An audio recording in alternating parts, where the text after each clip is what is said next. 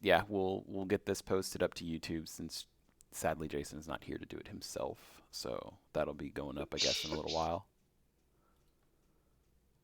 Shenanigans. How dare he not come to a session? Kidding. All right.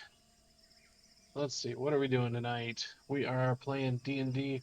I did do an upgrade to the Foundry software, so if you're having trouble logging in, let me know. Um, it may look a little bit when Danny logged in before it took a bit to like load the full map. Uh, but in theory, this upgrade to the software should be more efficient and better at rendering stuff, even on lower end machines. So we'll see how this goes. Um, Now, where were we?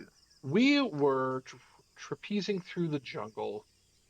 We murdered Um, old ladies. We murdered old ladies. There was nothing old Murdered about that old lady. ladies. Mhm. Yes. So, um, after leaving the ziggurat at Orlunga, where you met the guardian Naga, the Naga had blessed you all with a charm, a temporary charm. Those are still active, by the way. I just got those set up in D&D Beyond properly, so you should see those on your character sheet. Um, except for Smoke and Tenzin, you guys had your charm was basically the reproduction of the potion effect, and so you both had just added the potions to your character sheet. I renamed them just so we could remember what it came from, but that's a cosmetic change, just the name. Um, Potions of heroism and vitality. As for Gerald and uh, Thoradin and Mm-hmm. the professor, um, you two now have a new item in your inventory called the Charm of whatever. Um, Oh, okay. and it has a couple of charges that don't recharge, and it adds the appropriate spells to your spell list. So, like Gerald, if you go look at your spell list, you should have the second level spell Dark Vision now, and Thoradin, you should have um, what was it, Greater and Lesser Restoration. Yes. So I had it Sweet. as Thank a you. thing, kind of, but I guess you went back in and made it better. yeah. There it is. Yep. Oh, yeah, you So made it just much just a better. Thank you. functional, so you can see it there. You can track the charges used, that kind of thing. So, um, all right. So we left that. When and uncertain what your next destination should be, if you should beeline it straight to go find the city of Omu or whatnot. You guys decided to ask your guide what she would like to do, and you said, hey, and she's like, well, I'm just showing you around the jungle, but hey, if you want to do what I'm up to, I I would like to rid the jungle of Nani Poo Poo. Um, and so you were like, that sounds like a great idea, and we did. We brought out the Um, toilet paper. she led you to the destroyed city of Mbala. Um, from what you know, from what she told you, Mbala was just a moderately sized village in the jungle. Um, that your guide Eku had some friends at, and it was uh, slowly, well, fairly rapidly, like over the course of a couple years, was decayed as just people started dying to mysterious diseases and other strange things. The only survivor was Nani Pupu, who lived, uh, who lives there and still lived there until you arrived. Just an old lady living alone. Eku blames her for the death of the village. Um, upon approaching her, she uh, actually I don't entirely remember what I said to you guys about from her voice, but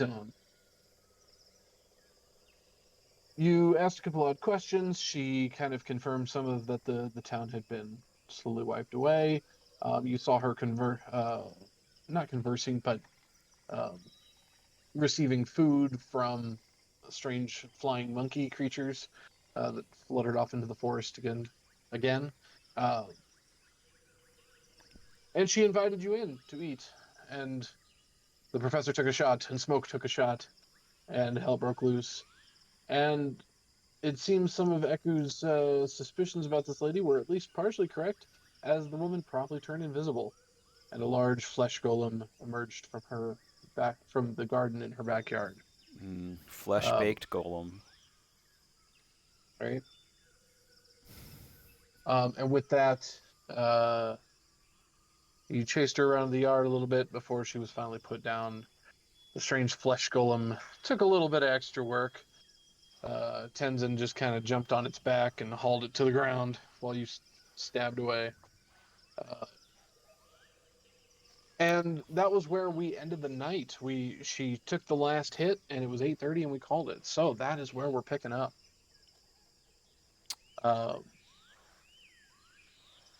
So you are now standing on at the top of a plateau, maybe 1,800 feet above sea level, up above the jungle, looking out over the trees.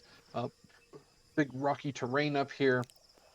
All the little circles that were on the map were large rocks and boulders that are scattered about. The village is decently spaced out up here atop the plateau.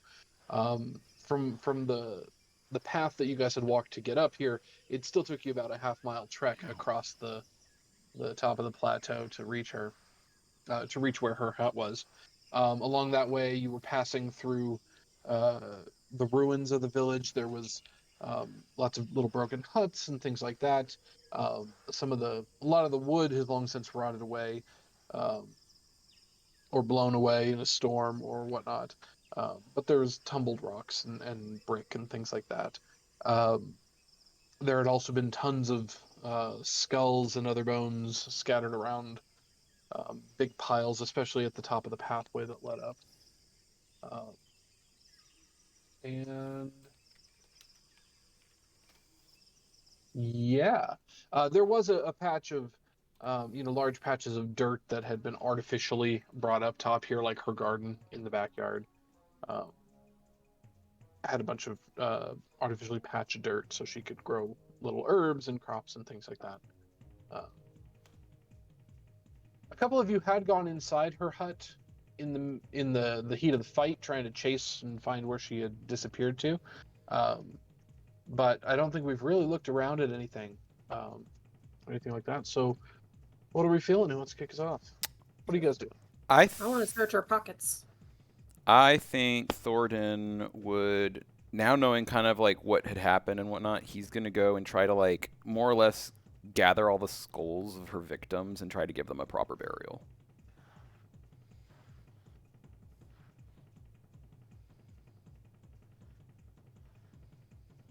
I'm terribly sorry, Zach. What was that last bit? Oh, go and I gather. think that was me.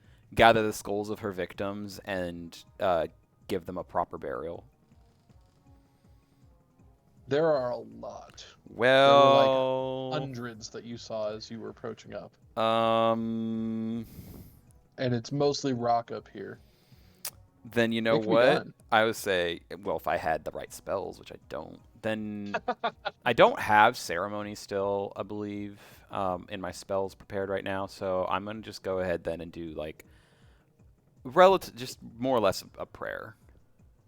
Sure.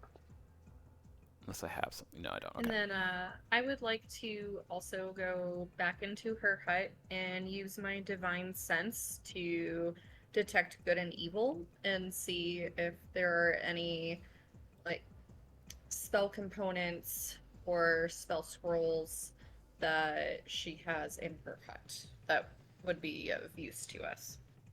Okay. And what's the range on that detect? It just says, as an action, you can detect good and evil. Until the end of your next turn, you can sense anything affected by the Hallow spell or know the location of any celestial, fiend, or undead within 60 feet that is not behind total cover. 60 feet, okay. Gotcha. And then I would like to search her pockets and then search her hut. Not for anything in particular, just interesting things. You're not gonna take one of her teeth? She already did. You know what? I already did. It's in my pocket. That was like one of the first things she said as soon as she died. Is like, I'm coming up to her and taking her teeth. Yeah. Tenzin will just kind of stand around, be a little bit useless. Maybe like after Smoke has walked away, kind of kick into Poo-Poo's body, like, and then call it that, and then he'll just basically be muscle for everyone else. Okay. So, Smoke, as you come up and inspect the body, a large arrow sticking out of her back where the professor had put her down. Start poking around.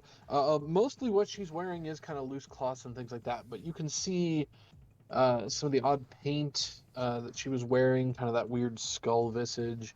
And if you could make me a nature check while you're at it. Yeah.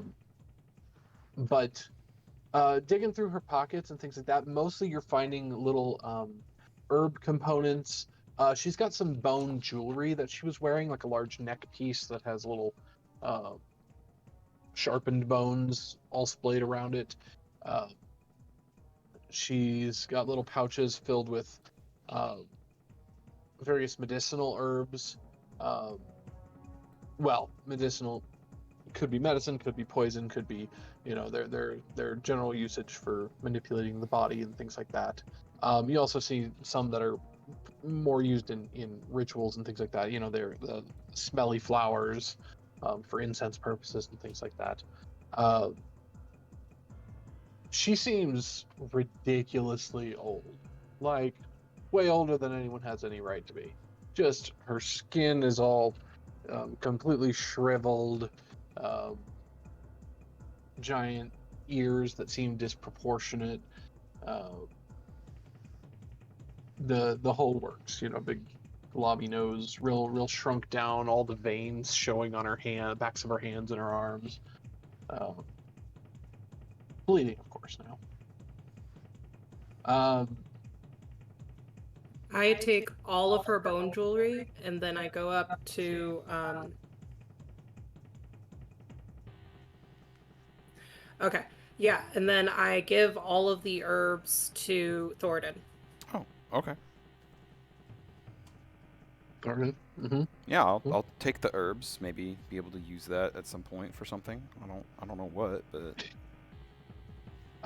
Gerald, make me a investigation if you would, please. Oh, that's a machine. Okie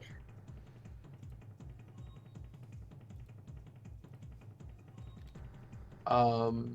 With my -1. Right. Hey, that's 3. Can I help Gerald after I'm done with Nanny Poo Poo's body? Sure. So what we're gonna do, let's see. As Thornton is wandering through, you've kind of, Thornton, I'm assuming you've kind of wandered off a little away from the hut, more towards the village where a lot of the bones and everything were. Yes. Just to kind of acknowledge all of the dead that were there, that kind of thing.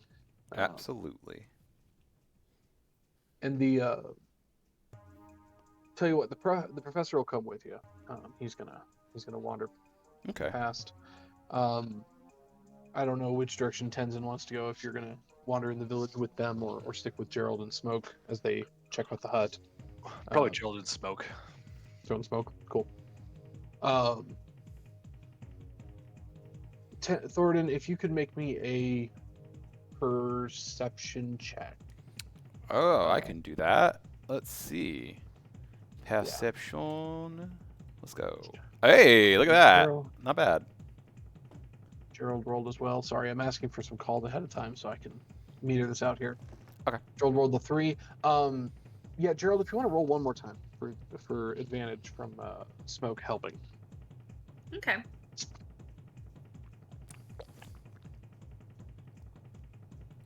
I appreciate the hydrate. Absolutely. Thank you so much, Casual New Day. Excellent.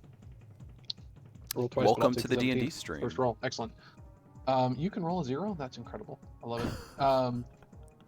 Yeah, -1, and I rolled a 1. We're all here figuring out what's going on. Okay, as you and Smoke kind of double team it, picking through the house. Nanny Poo Poo is defeated, a hag. At first, you're now we're just kind of just exploring. noticing some of the surface A level lot of this stuff. is You know, theater she's of the got mind. baskets of food, some of those same strange fruits, different apples and papayas and things like that were brought up by the monkey that you saw earlier. She's got stores of that. She's also got her desks with more herbs and alchemy instruments for, you know, I can't say the word, pestle and mortar. There we go. And little vials and things like that. It doesn't seem like she has any active potions or anything in there right now. But she works here. She clearly likes to make things. It could just be simply crafting her tea. It's a little hard to tell. But with a creepy lady that can turn invisible, who knows? And as Smoke kind of joins you, the two of you are able to pick apart more. She's able to climb up and look into little alcoves and things like that behind tight drawers. And you do find a small book. Looks like a small journal tucked away in there. And as the two of you flip through the pages, going, "Oh, what's this interesting?" A lot of it is very arcane. It looks like a bunch of different symbols, things like that. Maybe rituals for something. It's a little hard to tell exactly. Make one of you, I guess I don't really care which one. Go ahead and make a Arcana check. Danny has wandered away. Arcana? I have a -1. And she got a +1. Are either of you trained in Arcana? No. That's good. 3. Excellent. You're pretty sure this is like you're looking at, you're pretty sure this is some sort of magical thing. This could be maybe an old wizard's spell book or something like that. It's hard to tell. Neither of you really use magics like this. Gerald, you're more of a devotee of the divine. Smoke's like, yeah, I've seen stuff like this. I usually just kind of ignore it, you know, before turning it into someone who buys her loot from her dungeon diving. Okay. So there might be something valuable in here, but yeah. Yeah, I'd like to take the journal with us, and I'll show it to Thoradin and the professor once we get outside the hut. At some point, okay. Thoradin and the professor. Well, I guess Jason's out here. Thoradin, as you two are kind of wandering through the village, making note of things, seeing the rundown state of it. You know, you see old wheelbarrows that have been tipped over on the side, evidence of what looks like might have been a former market or something, and there's just mostly skulls everywhere. Every now and then another type of bone, but it's mostly the skulls scattered about kind of haphazardly. Doesn't seem to be an arrangement to it. You do kind of notice, actually, well, two things. One, a lot of the noise of the jungle is far below you at the top of this plateau. But every now and then you see some large creatures flying about in the sky. Kind of, I guess, look like either large birds or large flying lizards or something. You can see them fluttering down below. Some come soaring on the air currents up above your head. There's one or two that seem to be sticking kind of close to the top, but they're not attacking or anything. They just seem to be kind of observing the area below, and then every now and then you'll see them duck down to the south side of the plateau as they dive that way. You'll also notice, wandering through the village, that there's this actually catches the professor's attention, but he draws you to it, and both of you kind of looking at it. There's a large cistern, there's a cistern that holds a bunch of water. The opening is about 15 feet in diameter, And that's it's just because it's so big, catches your attention, and it's just a deep shaft that drops into the rock below. Um, you can see the shaft dropping maybe 15 feet into some scummy black water. And then the lip and the walls of the cistern are all lined with bricks. So um, it's hard to tell exactly how deep the water might go.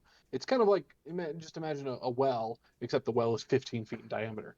Um, uh, it's hard to tell how deep the water might go. The water level is about 15 feet below you, uh, but you kind of see that and go, "Huh, that's a little odd. How is it still collecting?" But uh, there's little broken bits of brick and things like that that fall in. Uh, oh, and you rolled. That's right. You rolled 20. Oh, and yeah, you rolled 20. That's why I brought it up because you see little bones and other skulls and whatnot floating in the water. Um, Ew. but those bodies seem more. Those seem like more intact. Like it's not just skulls, but there might be whole skeletons down there. Like maybe those people, those bodies weren't necessarily killed by the same thing that killed everyone else up top. Of course, overall, all the bones and everything look like they've been here for years. And none of this was recent damage. No, nobody was killed recently, as far as you can tell. Did I address everyone going in each direction? I think so. Uh, so then, Gerald and Smoke and Tenzin. I suppose the Zach, are you muted? I hope you're not trying to reply I'm to me. no, I'm here. I'm just listening. I Okay. assumed y'all are dealing with Nanny Poo Poo's cottage first, and then you're moving over. Oh no, you just described what we were seeing, didn't you? I just described what you were seeing, the giant Okay. cistern. Okay, that's okay. Then I was paying attention enough then. Okay, and there's just weird skeletons and stuff in there. Cool. Good to know. Mm-hmm. All right. Sorry, I had like walked away. I didn't realize you were jumping straight into that. My pig. Ah, Yeah, I did a BRB because I needed to fill back up on water. I'm sorry.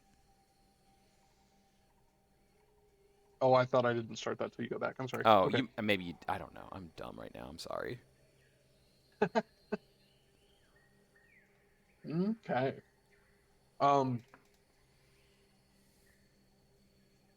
unless there was more you guys were wanting to investigate, I suppose you said you were going to go meet up with Thoradin and the professor, uh, Gerald and Snow. Yeah, I think that's fair. If nothing really jumps out at us, then what's Eku doing?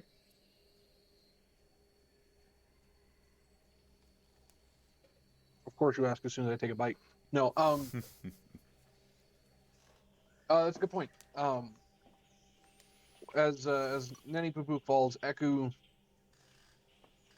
you initially see a little bit of grim satisfaction on her face, and whoever was closest to her, I think that was probably Thoradin, heard her say, could just hear her say, "I knew it." Uh, presumably about Nani Poo going invisible. Um, she initially goes and checks out the body with you, Smoke. Lets you dig at it, but kind of is watching over your shoulder. And then the two of you go towards the house. You go inside to help Gerald, and she wanders around the back and starts inspecting the flesh golem that was taken out back there. Just seems out of a curiosity, seeing what's going on here. If you guys are gathering up to wander away, though, she will slowly follow in your direction. Sweet.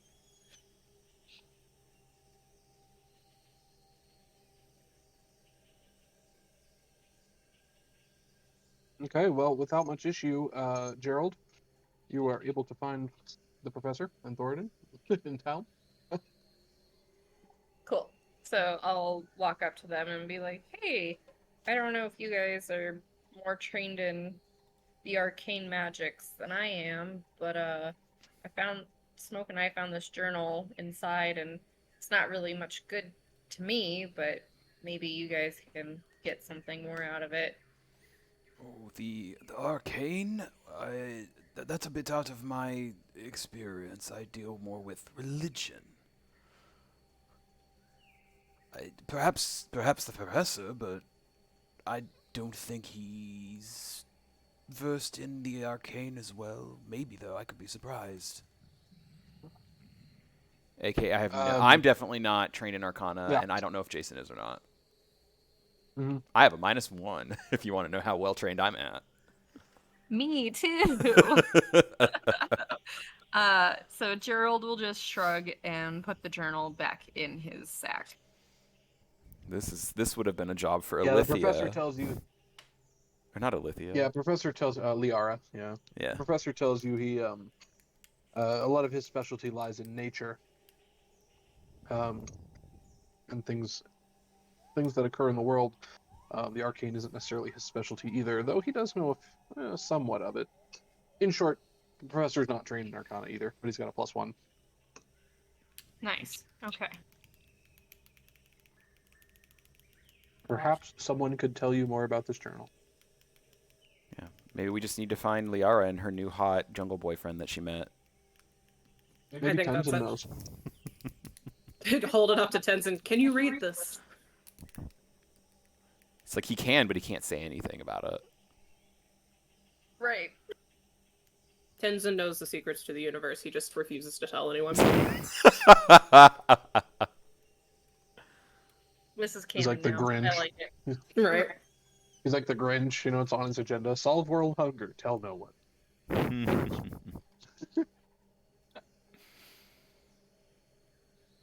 Okay. Okay.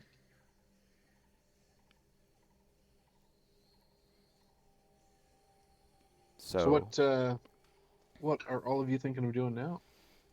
I personally think we've tied up all of our loose ends that we can at this point, and we should head back to the port. I can get behind that. Figure out our next escapade. Maybe camp out here tonight. Sorry. I don't mean to keep cutting you off. No, you're good. I was going to say maybe camp here tonight and then set off early tomorrow. Maybe hit. Just go upriver, honestly. Like, stay close to the river as we make our way back up. I'm good with that.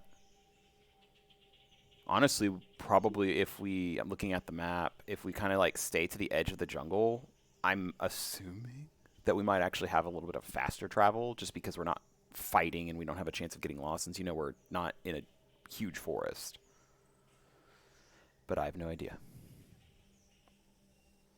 Because this is like just a big open basin, more or less. Kind of swampy towards this area, but a lot less trees. I'd be down for that. And then maybe we stop by Camp Vengeance on the way. Mm-hmm. Or what's left of it. Oh, yeah. Yo. I did not give them directions on where to go. I don't think you could No, have you're even totally if you right. tried. It was the professor. So, if anything happened to Camp Vengeance, it's on him.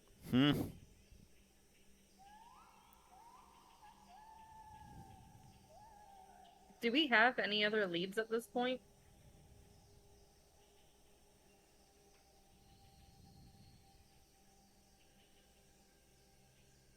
Anyone else remember? Yes and no. I mean, we have the biggest lead, which is we have a high probability that the thing that is causing this whole issue with the healing, what was it, the Death Reaper? No, that's not right.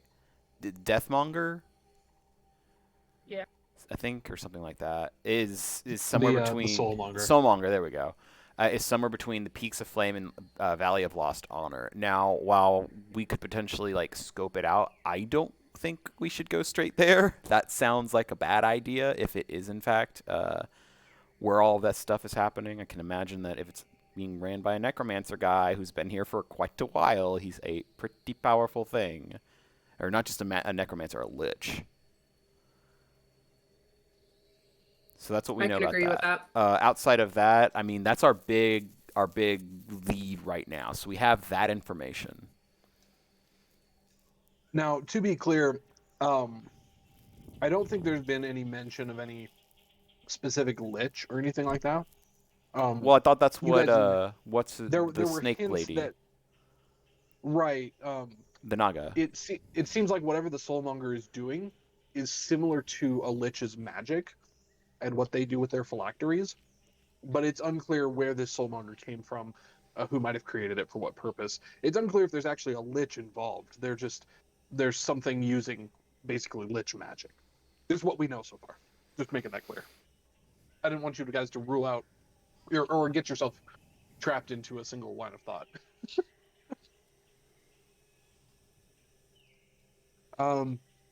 As far as leads and stuff go, there was. Well, you had initially tried going after the Shield Guardian and found him, but you didn't have the control amulet. You tried to follow some goblin tracks for a while and then decided time was of the essence and abandoned that, but you could still try to pursue that. Assuming the goblins have what you need. There was also evidence of things like grungs, and you learn. I believe it was Eku. Somebody told you of what they knew of a grung settlement, which was a little ways off up the river Tariki, like this direction ish. Um, let's see, what else do we have? You met the Frost Giants, who, by all accounts, are probably going towards Camp Vengeance. But they said you could, if you found Artis Simber, they would like you to report him to, or tell them at Jahaka Bay. So there's probably a bunch of giants holed up over there.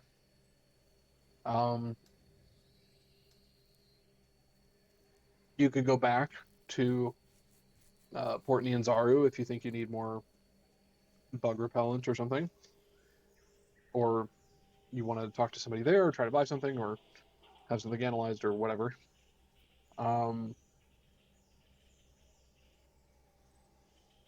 Across the Aldani Basin, you could see a couple of odd points of interest, like the strange floating island, the which is labeled on here as the heart of Uptal.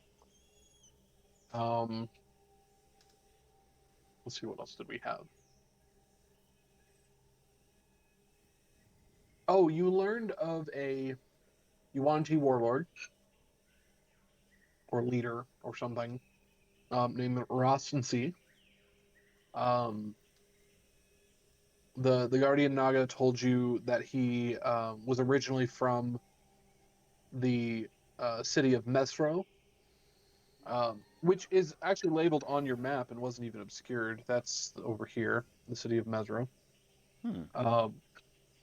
Now, Eku told you that's a ruin. The city doesn't exist anymore. But they say Rasni is from there, or at least the Naga told you that. So that is a Hi, thing too. If you want Alacards. to Hope you're having a investigate wonderful camp, evening. Welcome to the Naga stream. says that the Yuan Ti are up to something. It's unclear if what they're up to is the Soulmonger, but they're doing something that's hoping to, I don't know, cause an apocalypse or something, and she can kind of feel that. The Oracle can kind of feel that. How are you doing, by the way? Hope you're having a But pleasant evening. yeah, that would be a thing if you're wanting that lead. What else am I forgetting? We got info on the goblins, right? Yes. Info on the goblins? What do you mean? We asked the Naga about the goblins, and they said they gave us like 2 names.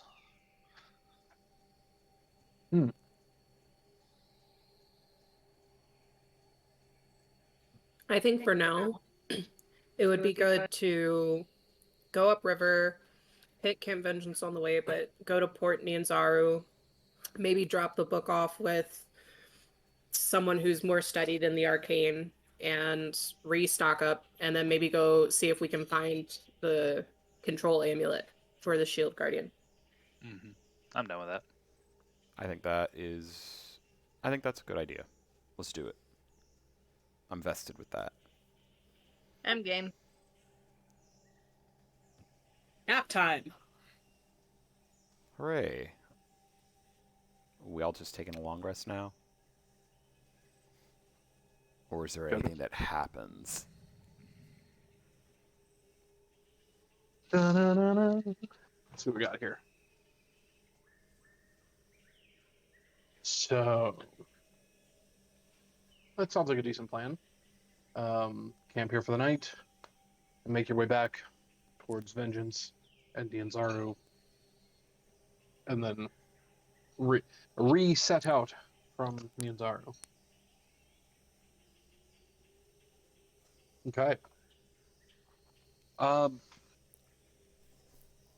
It's not too difficult to set up camp, settle yourselves in, patch your wounds a little bit. Eku tells some stories, just personal interactions, memories of some of the people that used to live here.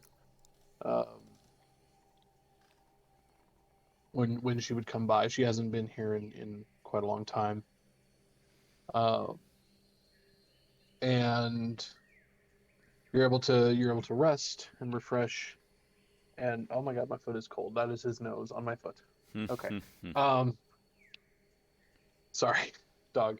And yeah, and I guess you get your long rest. A couple times throughout the evening, Thornton, you spot those weird kind of flying creatures overhead again. Seems like they like to circle the top of this plateau. It's unclear if they're actually watching you, or this is just their favorite spot. It's hard to tell the size at this distance. They're either somewhat large and really high up, or they're small, close. But either way, it's a little hard to tell. That's perspective. Down in the Aldani basin there, you can see creatures coming and going, coming out to the river to drink and bathe.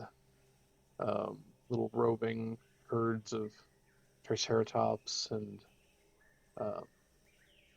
other creatures, Dimetrodons, Hadrosaurus, etc.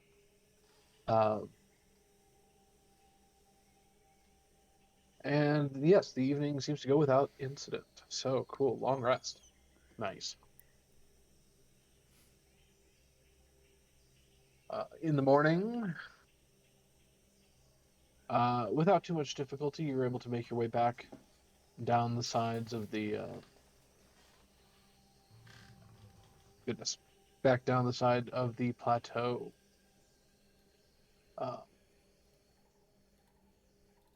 Where did the description go?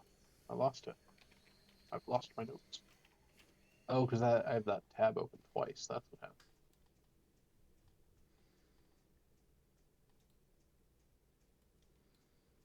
happened. Yeah, back down the steps, past the strange carvings at the top, and onto the dirt path that winds its way down. And we make our way. What direction are we going? I guess westward Camp for now? Vengeance. Or eastward? Camp Vengeance is kind of there. Are we wanting to stick in the jungle, or are you hoping to skirt more out towards the basin? I think the plan was to skirt kind of on the basin. Yeah. All right, tougher to get lost. Yes. Okay. Also, I guess I'll keep an eye out for those herbs that they mentioned that they could use more of, just in the off chance that there's any on the way. Okay. Make me a herbs. Make me a survival check. You're pretty wise, ain't you? 16, all right. And that's for herbs specifically. We're looking. Yeah, yeah. We're going.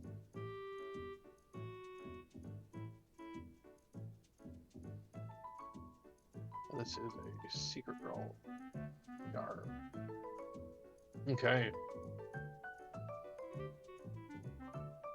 And the party sets out, going that way. the okay, roll number 2.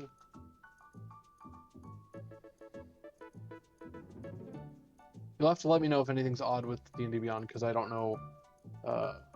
I may forget that some functionality I'm used to using is part of some module that maybe didn't update or something like that. So Okay. definitely warn me if things look odd.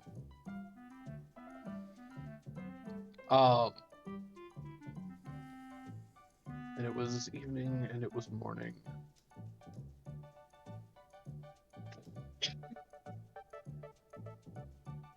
Down here in the Aldani Basin, you can see the Seshenstar and Tath rivers that flow out of this marshy kind of upland basin. Lots of small swarms of biting insects flutter around, buzz around. Ew. It's a good thing we got that insect repellent. Right. And you see other plateaus and walls of dense foliage that kind of enclose the marsh. You're wandering through. As you go, Eku tells you little bits of local lore, saying that the basin was named after the Aldani, which is a group of they're a race of creatures. They're a group of lobster folk called the Aldani. Many Choltons recall like childhood fables about the eerie lobster folk that lived in the rivers and lakes. No reliable witnesses, at least according to Echo. There's been no reliable reports of an encounter with Aldani in decades, but they were real, though many Choltons now believe they've perished. But yeah, on the second day wandering through, you start to get a much heavier rain. You kind of cuts down visibility to like a half mile or so, but you're able to keep trucking. And when the sky clears out, you can see the heart of Ubtao floating off to the southeast. The strange tree on a rock in the air.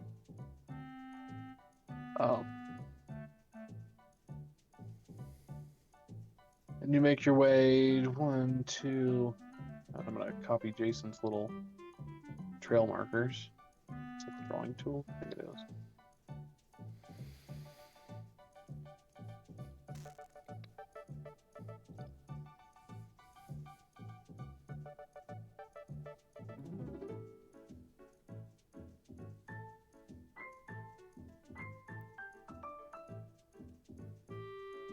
And on the third day down from the plateau, making your way towards Camp Vengeance,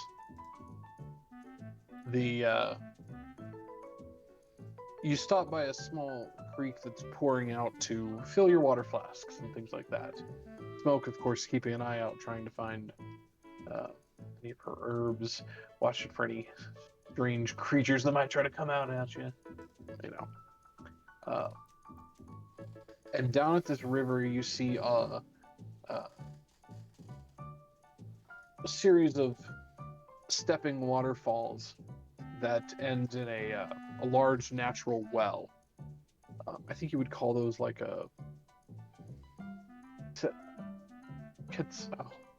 what is the word?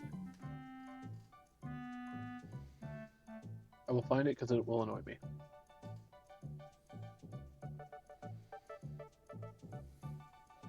In a bit. Anyway, down at this river, it's rather clear. You see a couple of small animals, and a little pig, and some other like a little badger-like creatures that are sharing the space, getting their water. And out on the banks and some of the floating rocks around the area, you see a number of giant frogs that are just sitting and lounging in their area. Cenote, that's a word, right? Yes, that's a thing. Cenote. Thank you. I know I'm not crazy. It's like a partial cave feature, a natural well that comes from collapsed caves. Anyway,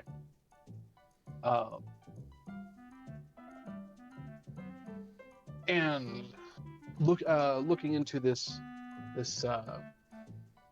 river, hoping to fill up your water skins. Gerald, if you could make me a perception check, please. Okay.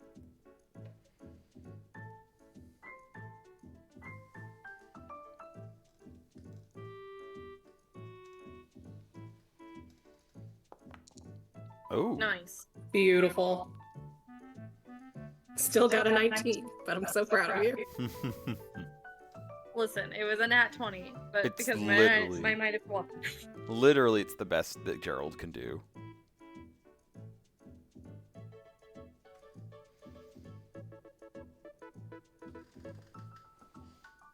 Sorry, muted myself. Are we about to get ambushed by lobster people? No. Not by lobster people. Oh. Yeah, we're gonna get dragged to Grung Lung Dung or something. Huh? I don't want to have grung done.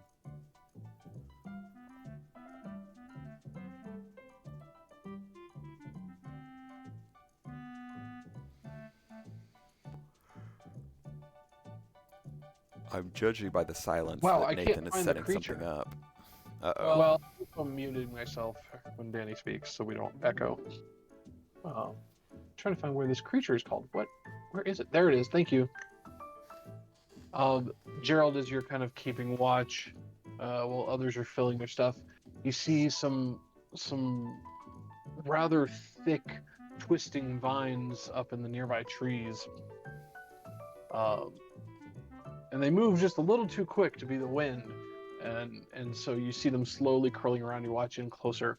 And you see these large, basically python-like snakes curling their way along the trees. As you guys walk, they seem to be kind of slowly keeping pace with you. And as the group stops to grab or to fill up their water, you see one of them coiling back to spring out at you from the tree. That's a no thank you. Looking around, you see a number of the large giant frogs down in the water pool, which so far you guys have been kind of keeping quiet. Fill up silently, just move on, and it'll all go away. But as you see this thing springing up, you're like, oh, yeah, this is probably turning into a brawl. Uh-oh. Or a sprint. You know, you guys can run too. That works. And I am going to load a map. As you do that, Gerald will just yell out, "Ambush!" Good to know.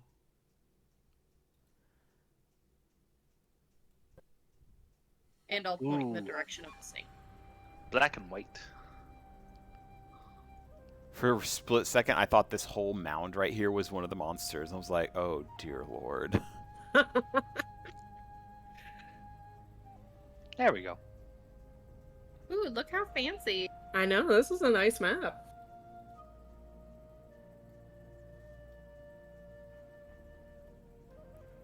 This is nice. All right, well, I guess rolling initiative.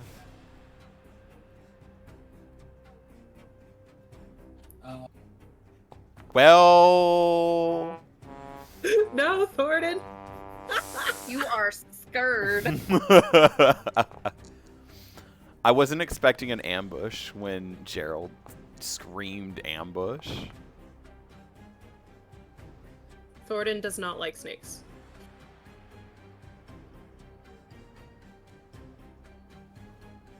I don't think I like It's surprises. okay, Dr. Jones. Oh my god, I was just thinking that.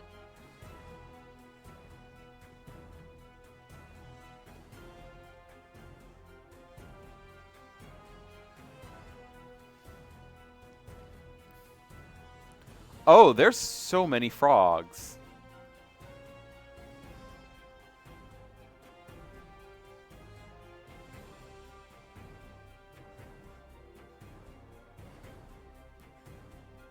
He's still figuring stuff out. Which is never a good sign. Oh, that's not a normal snake. That's a large snake. A very large snake. Again, that's a no thank you. Nope, rope indeed. Let me see if I can show you the full artwork, maybe. Maybe. Nope, it doesn't want to show. That's okay. This is a actually, I'm gonna roll a this will be Gerald, because I like picking on you. Go ahead and roll me a nature check. Okay. Because you've been the one that kind of spotted this odd creature. Man, you're giving me all intelligence-based things that Mhm. have -1. Thanks.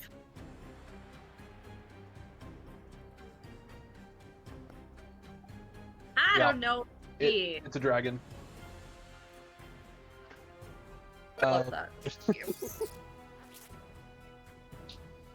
Okay. We'll do that in a moment.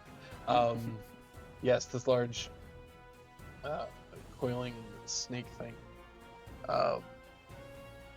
It kind of curls up, and you shouted out whatever it was you were shouting. I forget. Oh, Just ambush is what I yelled out. ambush. And it went towards the snake dragon. Gotcha. And that is yoink, yoink, yoink. There we go. Roll. Excellent. Oh, and you actually do roll initiative faster than it. You see it coiling up like it's about to spring or lash up out of the trees, come towards you. So you all rolled initiative. And just because it's funny and intimidating, I'm putting all the frogs up here.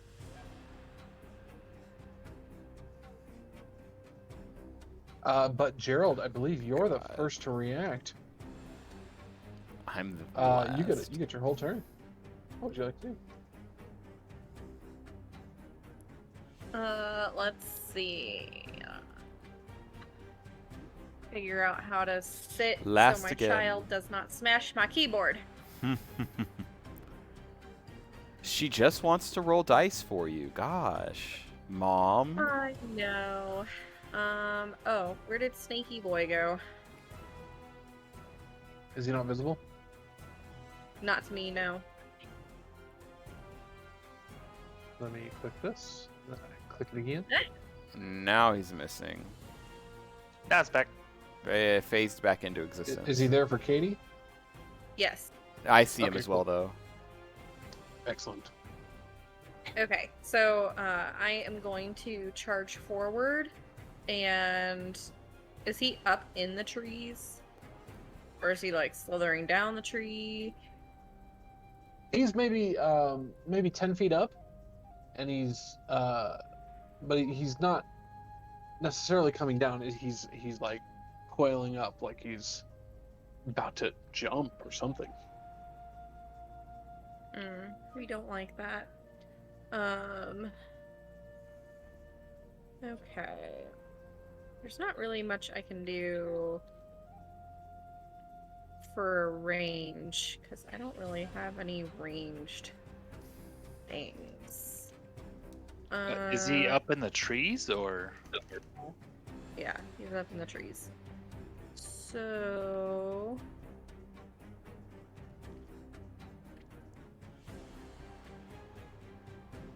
I am actually going to stay put and use my turn to cast Bless. And I will bless Tenzian, Thornton, and Smoke. Okay. Tenzin, Thornton, and Smoke. Excellent. Three of you get You will blessed. get an extra d4 for Attack. making an attack roll or a saving throw.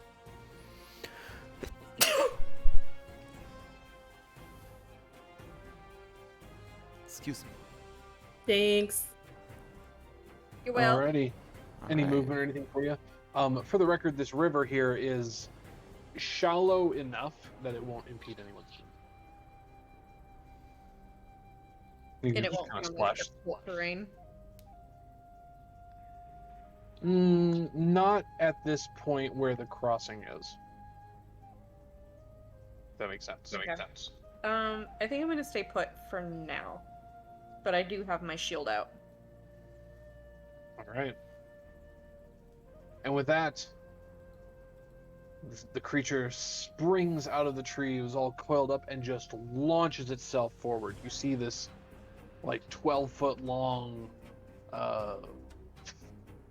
snake, I guess, 12-foot long python-esque thing with a large flared mane spring out of the trees straight forward. Oops, too far. As it actually, instead of going at Gerald, it snaps towards Thoradin. Oh no. It knows that I was the slowest. Alright. And I love this. It gives itself advantage if it goes at least 10 feet before the attack. Oh, nice. So, double ones, double ones. Right? One could hope. And roll. It is a 16 armor class. Ooh, I think it's a match. Dang. You don't have a shield? I do it. That's with the shield. Oh, you don't have chain armor. Oh. Yeah. I have Alright. a shield equipped, and then I've got scale mail. Alright, you take 8 piercing damage, and just from the impact of this snake lunging towards you, you take an additional 7 piercing damage on top, so it's a total of 15. Ew. Okay. Just as the whole snake just collides with you. I'll- Got a big bite on you. I You're def- not actually grappled or anything. That's good. I definitely wasn't expecting any of that, so makes sense to me. Gerald goes, sees the snake coiling up, goes, ambush! And you're going, What? What are you talking about? We're not ambushing anyone. Snake, you know. Oof. As expected, Gerald, the dragon comes flying out. Snatches at Thoradin. I'm kidding. It does land on the ground, though. It doesn't have wings or anything, so it's down on ground level now. Okay. All right. The commotion of your cry kind of, you can hear an echoed riveting coming up from below. All of these frogs are about 20 feet down. Question. Question. Where's Eku in this fight?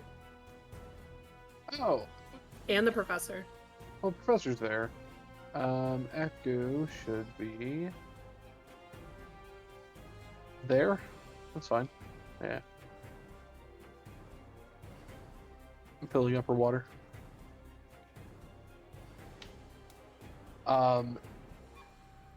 And so you can hear a chorus of riveting coming up from the cave below, and you see some of the frogs. It's like their head turns, their attention. Mostly the professor can see this, and yeah, they're going to start moving.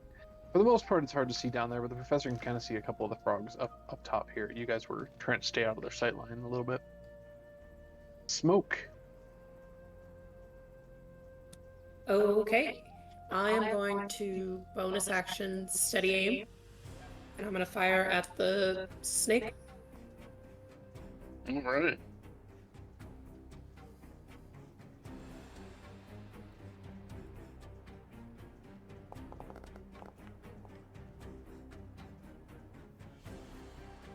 Nice. 22. 22 hits. Excellent.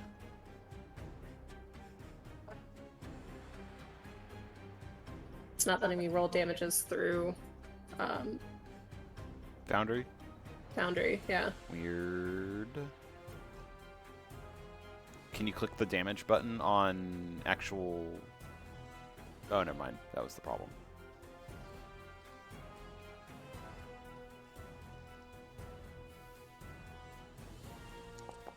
There it goes. Ooh. Oh my god, you rolled... Did you roll max damage on everything? I sure did. Holy cow. Yeah. Look at that.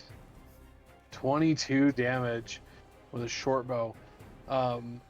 the snake leaps out of the tree, bites onto Thoradin, catching him by surprise, and you turn and just one short bow shot, the arrow finds purchase immediately straight into the head of the snake, and you see it just kind of twitch a little bit, stiffen, and collapse to the ground. Whoa! Oh, shit. Okay. Just right up its nostril. Yeah. Damn. Yeah, well, hippity hoppity, they can't be stoppity. Exactly. Good job. Well, that was a scary monster that I thought was going to be a little bit harder than that. Same. It could be. No, so I mean, it's basically just a glorified snake. With some interesting properties to its scales that make it good for fetch quests. Fetch quests for potion and magic item crafting, quests and things like that. They're a fun creature to use for that. I'm taking one of its teeth. Well, before that, Tenzin, the camp is on high alert. Well, Smoke, I guess, unless you were going to do anything. But all of you should definitely notice now the chorus of riveting and croaking that's coming from down the river direction. Seems the sudden shout has gotten the attention of the frogs. These are giant frogs. They're probably about the size of the dwarves. Maybe a little bigger. Oh, so they're like ROUSs, but frogs. Pretty much. So, what I want to do, Tenzin's unsure, so he's gonna move here. He will not rage, and he will just use his action to ready an attack for when a frog or any other enemy, if there's another snake hiding, comes within melee reach, he'll swipe at it. Excellent. So, coming out on the ledge there, you can see a couple of the frogs up top, but you hear the cacophony of even more of them down below. These guys are about 20 feet below you. Okay. Except for the two that are up here on your level. You can clearly see them. Gotcha. And just kind of as a point of reference, we were like heading towards this path sort of thing. Yeah. You guys were kind of coming this way, and you stopped at the river to fill up your water skins and things like that. Okay. Tenzin will also like thinking like he'll be like the main sort of dam to hold the wall sort of thing, and he kind of like motions for everyone to like just to keep running, and then he'll catch up afterwards, sort of thing. Okay. And then he'll just sit there and like ready his axe, kind of bring it on. Before we start running, can I cut a chunk of the snake off to take for us for later?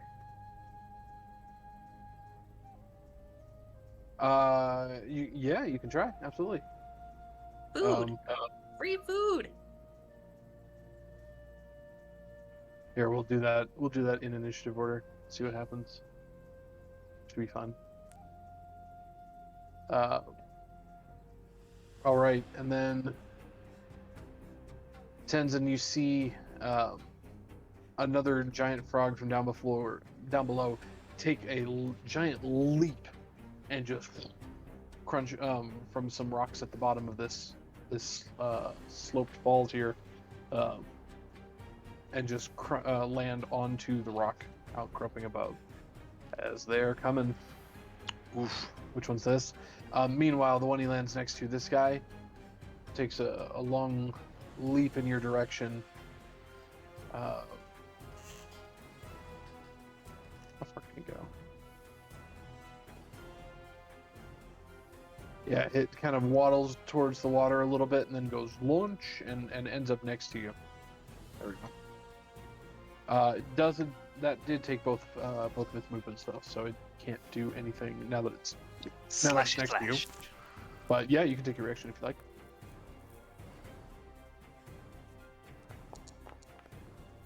22. That hits. Excellent. And then, yeah, 11 Uh, damage. There's no bonus to this one because I'm not raging. All right. Awesome. Can you guys see the health bars on these things? Yeah. Okay, cool. Just making sure. Oh, yeah. Let's go. Okay.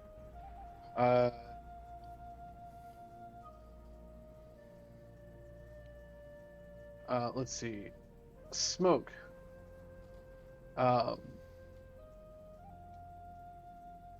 You shoot down the one snake, and out of the corner of your eye, see another one come leaping out of the tree.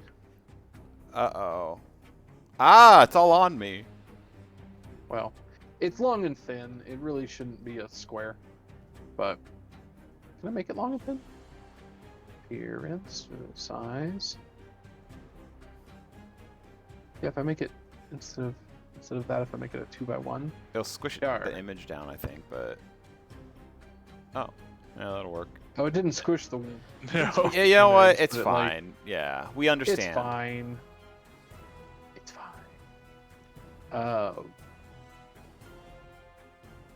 Well, that's annoying. Anyway, okay, I'll just make it a 2x2 so I don't get confused.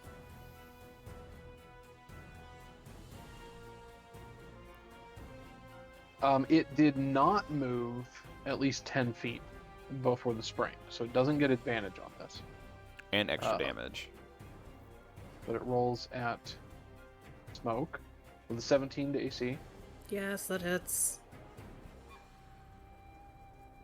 for 11 plus the 7 for leaping, so 18 piercing damage. Oof. Ow. All right. Frog. I think all of these guys, this is all the frogs, right? Yeah, so we're going to get to Thoradin's turn. Basically, all of these frogs just move up. They're all pretty far away, but you see them start leaping up onto the rock edge and moving forward.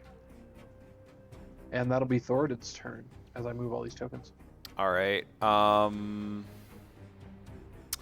going to go ahead then and start with a bonus action to cast Spiritual Weapon. And we're going to just put that right here, and it will attack the frog that's in front of Tenzin. And then I guess I'm going to go ahead then, and I'm looking at this thing. I can do a cantrip still, so I'm going to do... What would be better? Absolutely. Sacred Flame. It needs to make a dexterity saving throw, please. The DC is 14. All right. And I guess 23 damage on that frog with 11 more force damage to this guy. You said Spiritual Weapon. Yes. Is popping out right there, or I'll let you move him. No, that's perfect. That's perfect. That's right where I wanted it. Okay, so the dex save was which frog? It was the one that Tenzin hit? No. No, on the snake. The snake. On the snake. The snake is Gotcha. getting the dex save. The frog just takes damage because I rolled a 23 versus AC with the spiritual weapon.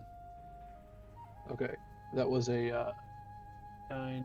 The snake has a dex of +2, so that's 11. Snake does not save. Assuming your DC is higher than 11. Oh, yeah. Yes, it is. 14. Then he takes 7 radiant damage. 7 radiant. Not much, Excellent. but it's something. Did the frog take the damage here? Nope, not yet. So the frog then 23 against its armor class. Okay, cool. Yeah, it doesn't have an armor class of 24. And then I guess I'm going to go ahead and And reposition that a little just bit. squishes the frog down into the rock below it. You can see it kind of slowly fading into the river. There we go. All right, and then I'm done. Excellent. I did make one mistake. It was this frog right here was actually close enough to come up on Tenzin and make an attack. Bring So- it. It does not have Ooh. advantage. I did not reckless. Little do you know, these are wolf frogs. They got pack tactics. No kidding. Boy, that'd be dangerous. It will try to bite at you. Tongue lashing it. out, trying to get an attack or a purchase on you. Oh, boy. Dang, I wish I well, was. Good thing you're not a right small there. creature. And that frog said ribbit.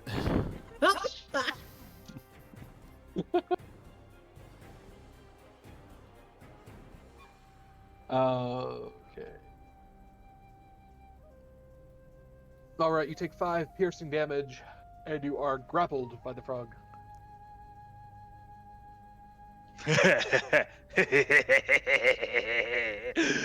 I'm not stuck here with you, Frog. You're stuck here with me. Is what Tenzin's thinking behind a crazed look on his face. Absolutely. He is howling with laughter a little bit, and he's just like, Oh. he has this crazed look in his face, like, ha ha ha. Oh, apparently this is the kind of grapple where you are restrained, but also the target can't. The frog can't bite another target. So. Yeah, it's trying to swallow him. Speed 0. Disadvantage. And disadvantage. Oh, and attacks against you have advantage too. Actually, this could turn real bad. No, it's fine. Mm-hmm. That's the only attack. This that's one gonna is happen dead, before right? Your turn comes around again. So, this one is dead. I just didn't put the effect on there. Actually, I'm just gonna remove the token so we don't get confused. Please and thank you. Yeah, that's good. All right. Back to the top. Gerald, would you like to skin the snake? What are you up to? I will wait until we're no longer under attack. So, I'm gonna hit the new, very much alive snake in front of me with my sword. Should the professor do something somewhere? Oh, probably. Sorry, cut you off, Drew. I mean, if you want, All you can good. just have it where like he and Eku kind of like move off screen, and he's just protecting Eku. I don't know. Oh, Thoughts?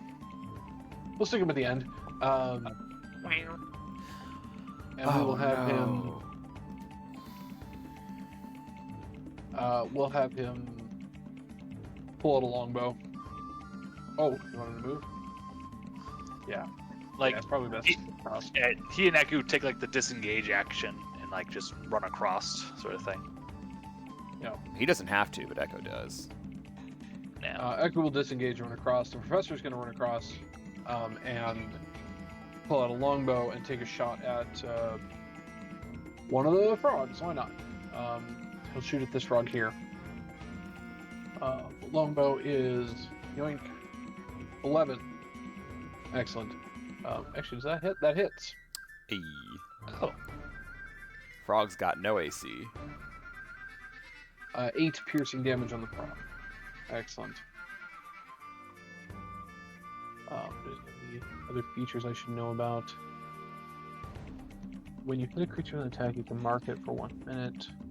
First time on each of your turns, you've changed it. Okay. So he's got the blind sight. Super animals, razor rocket, portal planar work, resilience. Okay, cool. I can work with that. Yeah, he's not going to mark anything. Cool, that's his turn. So now it's Gerald. Gerald took a swing with a natural 1 to the armor class, which unfortunately misses. you have your inspiration if you want to use it. Oh, totally forgot. Yeah, I'm gonna use my inspiration, please. Absolutely.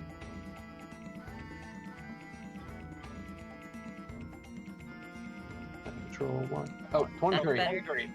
Shush, don't jinx me with another natural one. Instant All right, divorce. 23 hits.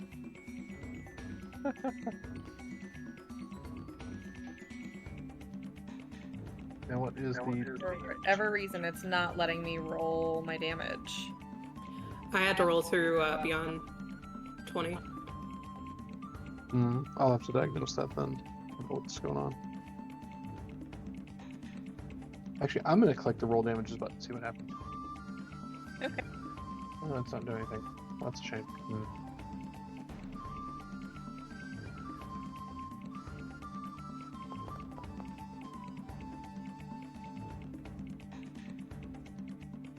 Bye. 5. You take a huge chunk and just like chop off the back part of its tail. It turns and is still hissing at you, writhing in pain. Pretty beaten up though. Cool. All right, any gonna movement or anything for you? I'm gonna move a couple spaces, but still remain within its attack range.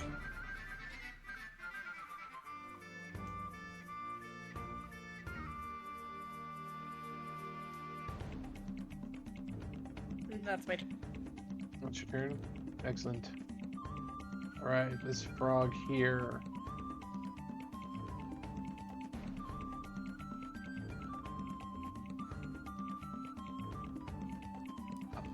Make it Gerald. And now that. No, he can't. He doesn't have a clear line of sight. Nope. Can't do it. Can't do it? Oh, that's too bad, eh? Let the wall of meat and bone be the wall of meat and bone every once in a while. Oh, you'll have plenty of frogs, don't worry. I know. This one leaps over and takes. You can bite it, Gerald, because you're just directly in front. Fine. You haven't even been hit yet. Tries to bite at you. With a 4? Nah. Wow. Nah. Okay. Smoke, what's your turn? Well, I am going to pull out my rapier. And I'm going to swing at the snake. Okay.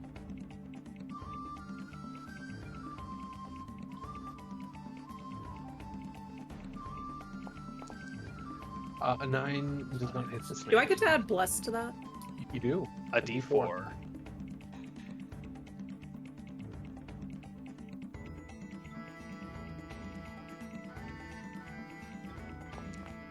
12. 12 unfortunately does not hit.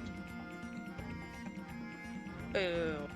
Well, I'm going to bonus action disengage. And I would like to try to scamper up the tree right here. Okay. Go for it. Which, I'll let you move yourself wherever you're on. The whole thing goes up maybe like 10 feet.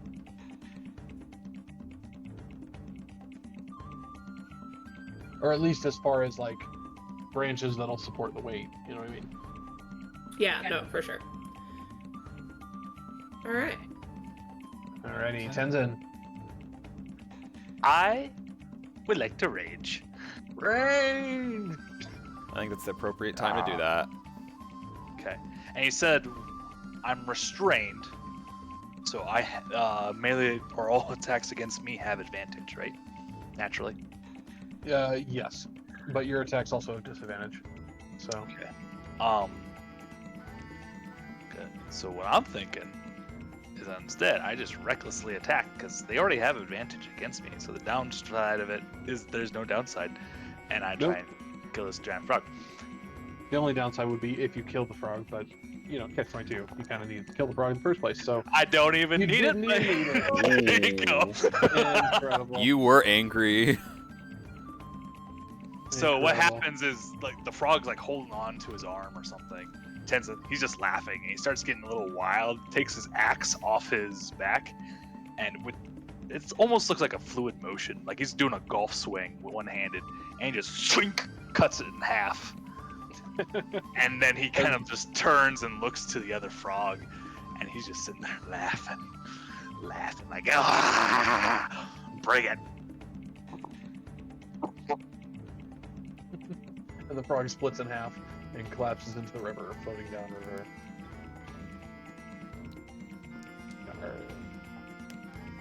You are no longer restrained, of course. Any movement or anything for you?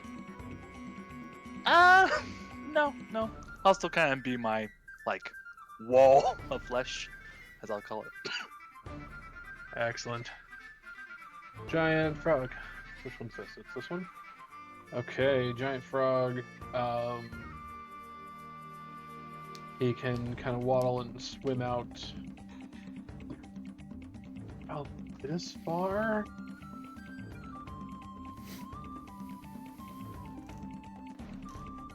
Oh, it's gonna be all the frogs moving forward, isn't it? Yeah, okay.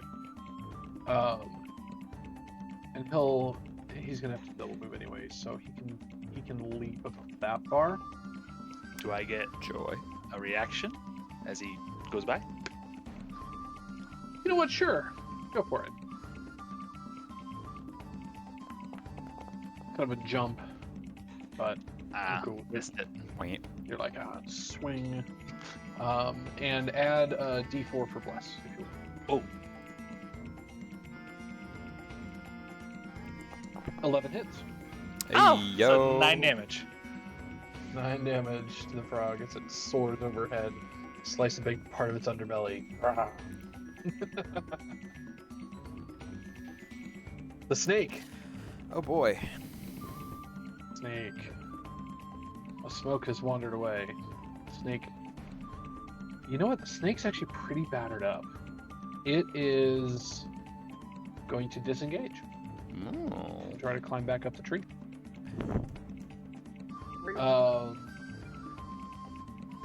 Yeah. It's going to. Hello, Sunset. How are you doing Yeah, this will tonight? take it up maybe. Welcome to the 15 D&D feet at the stream. most. We're in the middle of a fight. It's snakes and frogs. Yeah. The snake is starting to blend back into the tree. You can still see. But I where hope it's you're at, doing though, well. and How's it your back? Slithers back up. Slithers away. Giant frog. Which frog is this? It's this one. Perfect. Hi, Tenzin. Roar! Dying a little bit. You're doing okay. Well, that's good. That is I'm an doing 8 all to right. A your little armor tired class. still. I think. from Miss, just but it has advantage, so it gets being rolling. sick. But But right. otherwise, 8 to your armor otherwise, class. I'm Still miss. doing what I do. Just kind of surviving, more or less. All right, this frog down here. Let's see. He gets his leap, and then So yeah, just like I said, I'm just here It's doing my thing. there-ish, kind of in the water under I know the where tree I want there. to go, but can I get to there? I don't know. This one. What's this? That was that one. Done. This one is next to Tenzin. He will also bite at you. The one that's already there. The advantage is a 21. It hits. Okay. I rolled last in initiative. I rolled a 1. So Oh Jesus, 6 ouch. piercing damage. Reduced to 3. Because I'm Reduced to 3. Excellent. And you are grappled. Yeah. Or restrained. Grappled and restrained. It's okay There though. it is. I know what I want. All these frogs are gonna come up and just like fight over you. It's gonna be great. What's funny is like it's just little piddly damage off me too. It's like cool, keep biting. You guys are doing nothing. Actually, I'm gonna roll.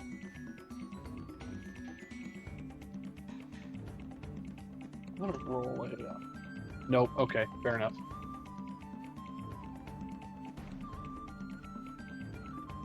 So this frog comes up here. And will leap over here. Oh. That's as far as it gets. Last one, way up on the rock. This one also. Oh, that's fun. Yeah, it's only gonna be there. Yeah. Okay, Thornton. Okay. My first question is it possible for Hey, me to all move? the fun things. I know. Is it possible for me to move straight over here? But I'm assuming I can't because I'd have to cross the enemy's space, right? I'm muted. That's right. Okay, I was muted. Is it possible? I'm assuming it's not possible for me to cut through the frog space, correct? Through the frog now. Damn. You know what? That's okay. I'm gonna deal with this then this way. Let's just go for it. Okay. So Thornton's gonna just do an Orant pose and then clap his hands together as he utters a word of radiance. I need the two frogs that are next to me to make a Constitution saving throw DC 14. Awesome, and you pick the creatures, right? So you can exclude Gerald. Correct. Excellent. One. Well, that And passed. 2. Wow. Why Well, am I rolling the same things? no damage then. Well, that's Oh, sad. okay. I'm gonna guess bonus action then and attack this frog that's right. No, I'm gonna attack the other frog that's already taken damage. And with Oh, the that's already taking damage? Yeah. yeah. Because that's the one that's holding on to Tenzin. Oh, perfect. This one, yeah. Where is it? Here it is. Spiritual weapon. Let's go. 17 hits. Nice. And then we're just gonna roll damages. And this frog takes. I hit the button. It didn't want to do it. Either it's gonna be delayed or something. Yeah, I'm I gonna think hit it's this from now. the software update.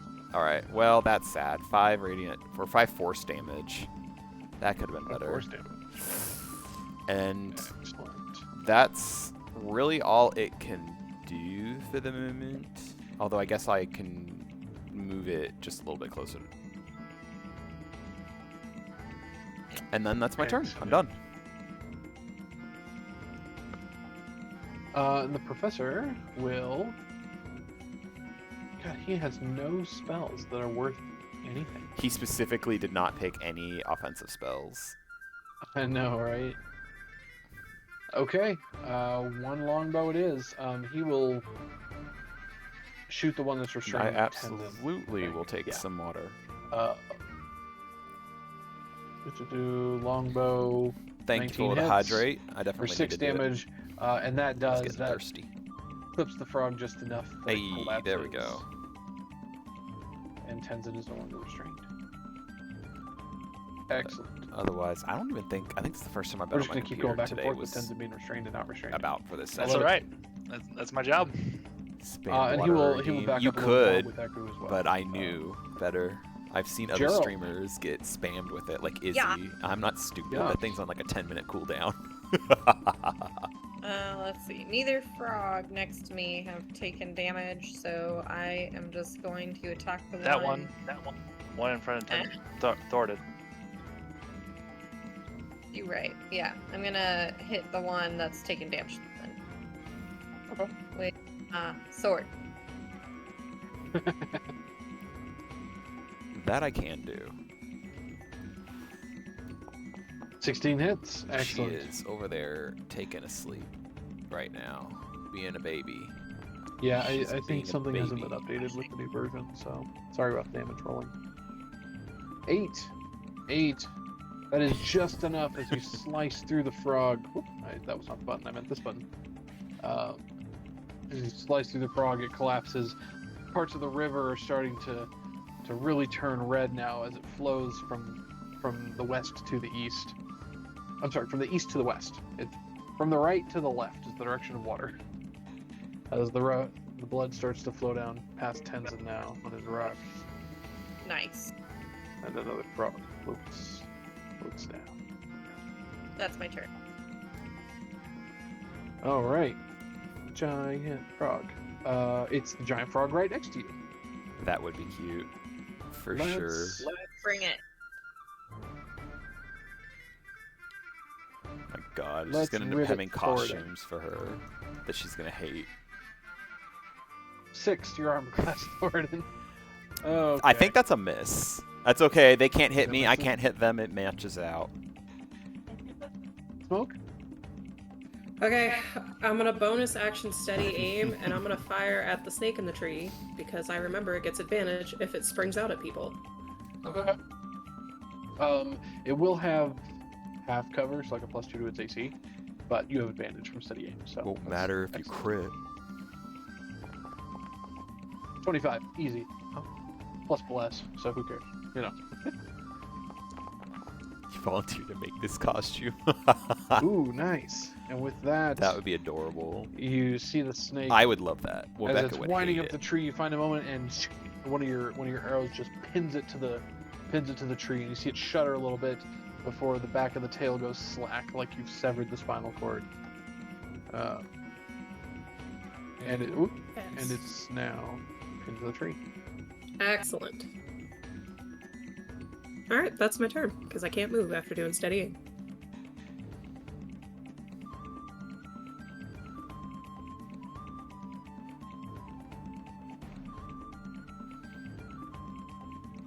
Oh, 10. sorry, I was muted. Sorry, I was muted. Yes, Tenzin, you are not restrained actually, so full reign. Actually, I'm gonna do a quick BRB.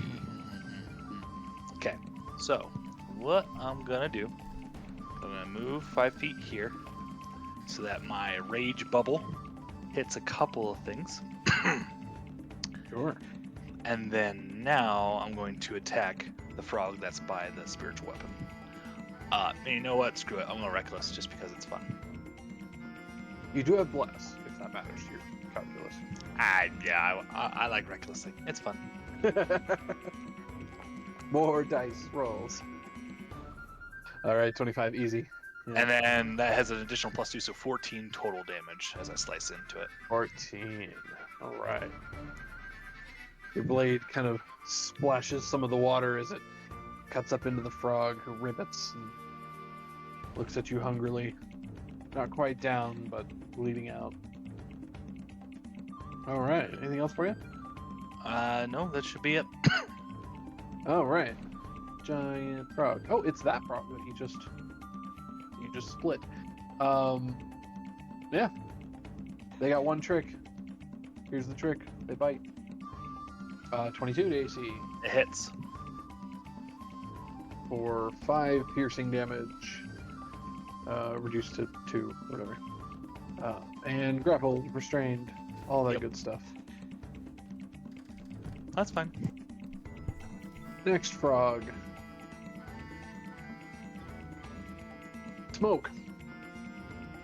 As you shoot and pin at the snake over there, it seems the release of your arrow string, the frog that was down below you, at the base of the tree, you see it kind of cock its head and look up. Stay down. Quirky No. head. It shuffles its little butt to rearrange in your direction, and then leaps 10 feet straight up in the air Ugh. to bite at you.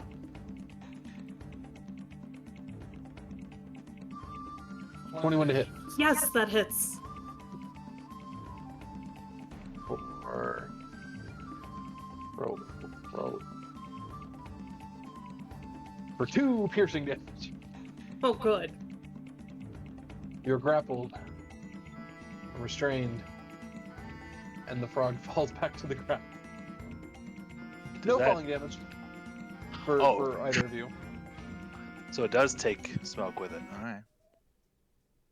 No falling damage for all of you, or for either of you, but it rips you out of the tree, and the two of you Oof. fall back to the ground. You guys just see a fuzzy cat tail, like, wiggling in its mouth. Uh-oh. You were a fun-sized chewable. That's its turn. I got another frog. Which one's this? This is next to Gerald. South of Gerald. Bite Yeah. on Gerald is 14 to armor class. Meh. Can't be touched. Wow. Da-na-na-na. Da-na. Da-na. Can't touch. Da-na-na. And this frog. Yeah, let's get some tens in. Dogpile. I've got 14 armor class. That's a miss. That's a miss. Excellent. Thornton, Okay. you hear a strange cat-like screech from the top of the tree You're as the frog right. goes leaping up into it and smoke disappears from the branches. Is it possible for me to move in this direction and cut through this corner and be right here? You get that word radiance. Yes. I don't like the way you think. I'm trying. Am I muted? allowed to do You're that? probably muted. That's okay. Oh, Or you're just thinking silently. Jason likes to do that. no, I was muted. I'm sorry. I was trying to ask if I'm able to make that movement. And then you were like, oh, you're doing the Path of Radiance? I was like, yeah, because it's that weird thing where it's like I'm muted but somehow able to carry a conversation. So I'm assuming I'm sorry. I can do that? You can move through Gerald. Yeah. You can do that. Perfect. All right. Then I'm going to go ahead and I'm going to move there. I think part of my move... No, that's part of the bonus action. But I'm going to go ahead then and I'm going to start with Word of Radiance. So I need all of those to make Constitution saving throws. Again, the DC is 14 Constitution. 1. No, that was what 17 last time. There we Shit. go. There we go. Thank you. Okay, I'm just so going clockwise. and that's What was the DC? It's 14. So that's technically 14. I only hit 1, huh? Damn. Well, that one takes 5 radiant damage. That was almost max that I could have done. And then Sorry. yeah, and that's Your fine. positioning's good. Yeah. And then you know what? That's fine. I'm gonna go ahead and use my bonus action, move the spiritual weapon. We're gonna just go ahead and get rid of this one. So spiritual weapon, attack, bam, does. You get bless. Does bless work for it though? Because you're making the spell attack. I guess you're right. Okay. I'm okay with it. And +1, 11. that'll hit. Hooray! That's good to know. All right, so spiritual weapon, it does. That's much better. Max damage this time.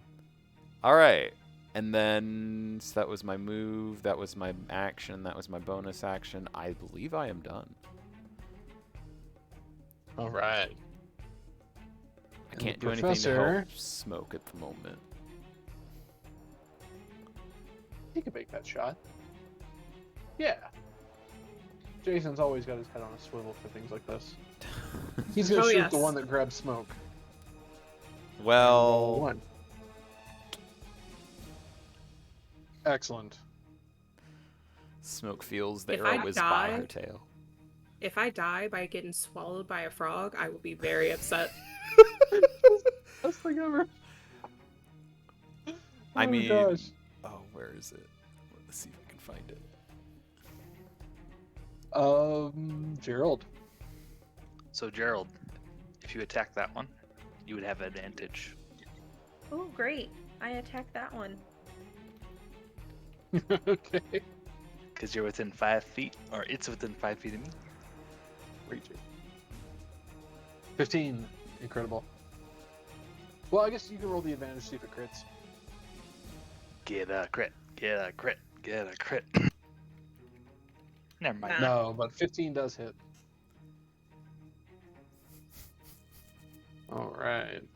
That is 5 slashing damage.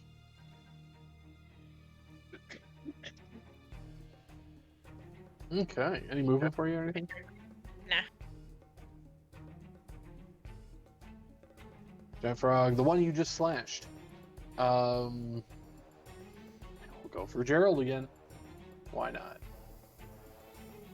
It does not have advantage. After Gerald. That's 17. This is a 17 hit you. I don't know if it does. No, I she think has your a AC is shield. 18. Yeah, I think it's the 16 plus shield, isn't it? She didn't hit the button when she When exclaimed. she talked.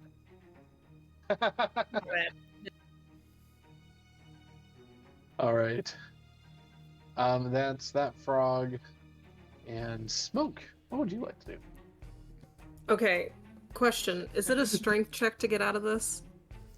It is choice of athletics or acrobatics. Yeah, I'm gonna try acrobatics. Let's try. Just don't slide the other way. 23. Escape the grapple. You're no longer restrained. Excellent. And was It- that it my was- action? It was an action to escape. Your other option, I guess, if you'd wanted to, was to just sit there and attack it inside. But your attacks would have disadvantage. So So I will bonus action disengage. And I will go this way. Just absolutely nope out of that situation. Absolutely. 100%. ah, frog! Sprint across the river. She's Okay. just a fun-sized Snickers. I really am. Tenzin. I am going to recklessly attack this giant. Mm.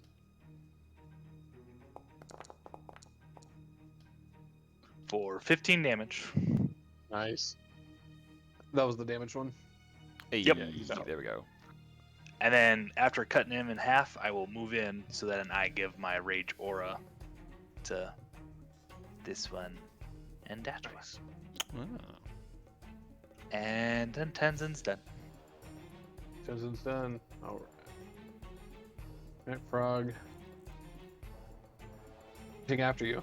I know it. I knew The it. giant leaf I knew it. water. And he'll try to bite you again. All right. That is an 18 armor. Oh my god. Yes. Just gobbled up again. At At least least it's- Oh my god.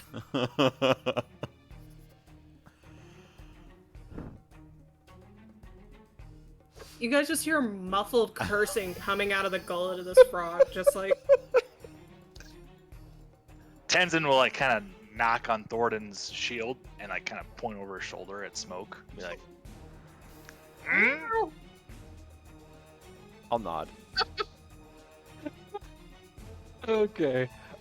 Giant frog south of Gerald attacks. Thornton, because No. Gerald has been slippery. That is a secret roll. Why? 20.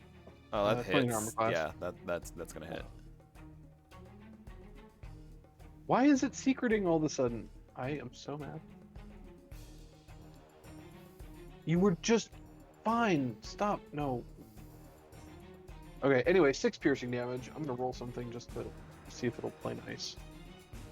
Okay, and then if I set that back and reveal, doesn't even reveal. Cool. 6 piercing damage, Thornton, and you are grappled and restrained. Joy. Okay, Joy. that's fine. And you're not doing anything in concentration, so. Lucky. Next frog, this is to the left of Tenzin. Fights at Tenzin. has Advantage? advantage. Right, yes. Yep. That's a 19 does. which it needed that advantage for sure. 3 piercing damage, reduced to 1. Restrained. And that's the Thornton's turn. All right, I'm gonna start with my bonus action and moving the spiritual weapon over there to give a good whack to this frog. So that's gonna be an 11 versus AC, which I believe is a hit. 11 hits. Nice. So it does 8 force damage. 8 force damage. And then Nice. I'm gonna go ahead and do.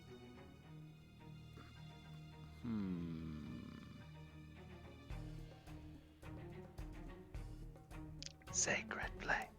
I'm kind of thinking just sacred flame it. Yeah, yeah, Word the of front Radiance won't do much for It- these two. Nah, I'm not gonna worry about that. The 2 melee people can finish these frogs off. Yeah, sacred flame, dexterity saving throw on that other frog that is currently trying to snack on a cat. Okay. DC is 14. Dexterity 21. 14. Oh. Yeah. Well, then it doesn't do it. I'm sorry. Okay, well, my turn is done because that was my bonus action, then my action, and I can't move, so. All right. This browser extension is doing all sorts of glitching out because it keeps making rolls randomly secret, which is kind of annoying. Anyway, who am I? I'm the professor now. Professor Benmus steps over to get a little bit better of an angle and joins in the fray, shooting at that frog. With a 2. Oh. Okay, great. Love it. So 6 to hit. No, that's not hit the frog. Yeah. Gerald. Yep. Yep. We're gonna hit frog to the south. Advantage. Has Thorin in its grasp.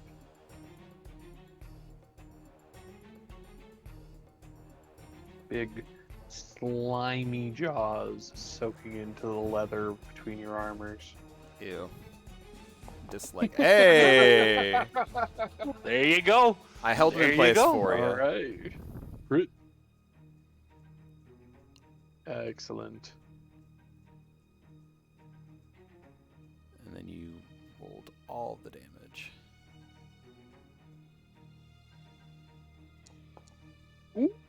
Ooh. So that's And 11. that did not have the crit on it. So Yeah, if so you you want to roll need me an another extra. D8. Or you could just take the D. Oh, never mind. Yeah, it's a D10. It's a D10. I would have been like, just take the other one. But For 15 slashing damage. Yeah. Excellent. Really catches attention. Huge slice out of its tongue or out of the side of its mouth as it has itself latched onto Thoradin. Doesn't release him. that's okay. Damn. I like tried. that though. Sorry. It's okay, child. Okay, question. It's just slimy. Oh, Gerald, anything else? Movement, anything? Movement bonus. Cool. Smoke. Question. If I bonus action steady aim, will that just give me a flat roll for attack? Yeah, absolutely. I'm gonna wiggle out. I imagine I can't use my rapier if I'm in his mouth. Is that correct? No, you can use it. That's fine. Beautiful. Okay. We're gonna rapier.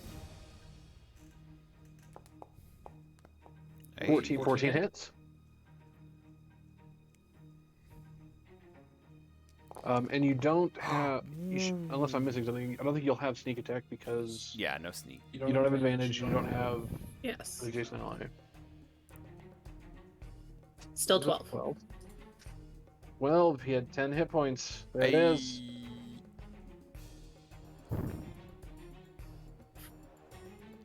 Covered in slime, Ugh. locked in its mouth. It releases you from its jaws as it collapses to the ground.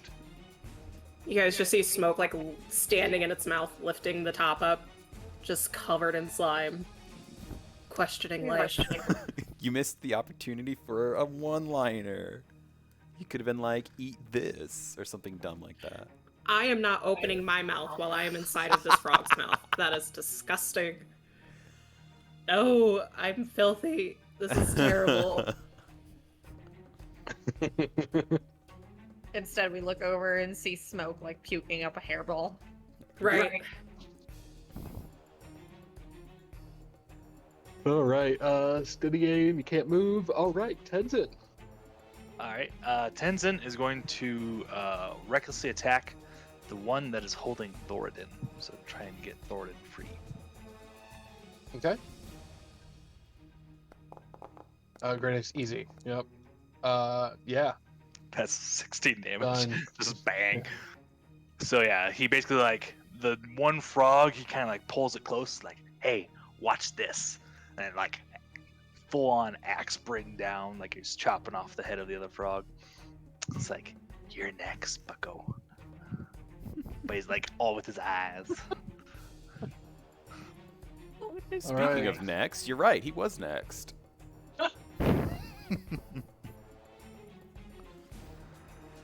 That was beautiful. That was great timing.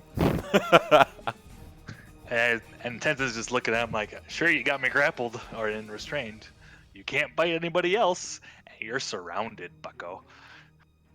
The frog is going to try to swallow you.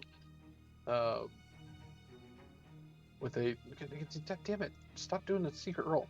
With a 15 AC. Miss. Because you didn't do reckless, so... Well, no. No, I did. But I mean, is swallow like an attack, or is it? It's okay. It's a 13. Well, what it is that the creature makes another bite attack against you, and then against the creature that's restrained, and then if that attack hits, then other effects. But didn't you say it was like a small creature? Before I didn't say anything. But that doesn't mean the frog knows that. It's going to try to swallow you. Oh, okay. It doesn't mean you can It's fit. there for nothing. Yeah, like, "Bucko, I'm bigger than you are. Like, look at my muscles. I'm higher up on the food chain. Get in my belly." You see it latching onto your arm, trying to draw you in. But you said 15 misses. Yes, I have a 17 AC. So you're just pulling back from it as you swipe at the other frog, the one that had Thoradin. As you crush it, it kind of pulls you back out. It's like you're stronger than the frog's tongue and pulling its tongue back out that it has latched onto you. So it doesn't even bite, can't even pierce into you. And with that, Thornton, it's your turn. All right, I'm going to start with the spiritual weapon. It's going to move over to this Excellent. giant frog and do an attack, which I believe it has advantage on. It does, because I am raging. Wait, does it count? Since it's a magic attack? Melee attacks. No, it's Tenzin's rage is that melee attacks against creatures that are within 5 feet of him. It is a melee have spell advantage. attack. Yeah. Yeah, so it doesn't say a melee weapon attack or a melee spell. It just says melee attacks. And there you go. There's your crit. Choo choo. Choo choo, motherfucker. Let's go. Bitch, I'm a turn. Let me roll Add an another- extra D8. Yeah. So that's 9 damage already. All right. And now I'm going to go ahead and I'm going to take advantage of the advantage, and I'm also going to do a Warhammer attack for 23 Ooh. versus AC. Nice. What's the damage on that? 6. 6. Excellent. Do I have no strength? Oh, that's weird. Well, you should have +2. That's why Yeah, you it get should be +2 to the plus- damage. Yeah, oh, yeah, I'm dumb. Okay, I just can't math. All right, and then, yeah, so that's the end of my turn. Tenzi just holds it up and like, shoot it. Shoot it. And the professor cleans up with a longbow shot, 23 to AC with 9 damage. Whew. And that last frog collapses. Alrighty. Ah! Well, this dead frog lineup that's at the top of the screen. Yeah. The last one, like after the professor shoots it, like Tenzin will then like grab it and drag it to the shore instead of letting it go down the thing and like pull out his knife, and he will fillet this one a little bit and be like, "I'm having frog for dinner." Frog legs. Yeah. For sure. Gosh, that would have been real fun to swallow smoke. Ugh. Listen, you were so fucking close. I'm definitely taking a tooth out of this bad boy. The frogs don't have teeth, so I can't take one of their teeth, and that's fine. Technically, frogs do have teeth. They're just tiny. They do indeed. They do, but they're none that I want. She's like, I had enough of them when they were in my skin. I don't need them Exactly. anymore. Okay. All right. And if who has decent nature? I suppose that's Not me. either nature or arcana. I think we just determined nobody has arcana, but yeah, I don't think this would be a Tenzin thing. What does Probably the Professor have? The professor might have a decent. Maybe Smoke. Probably the professor. That's for you, Smoke. Oh, 19. Okay. Professor's doing all right. I probably need to do that again. The professor identifies. Was that for me? Yes. Yes, it is. Thank you. Here comes another one. That's much better. Oh, thank you.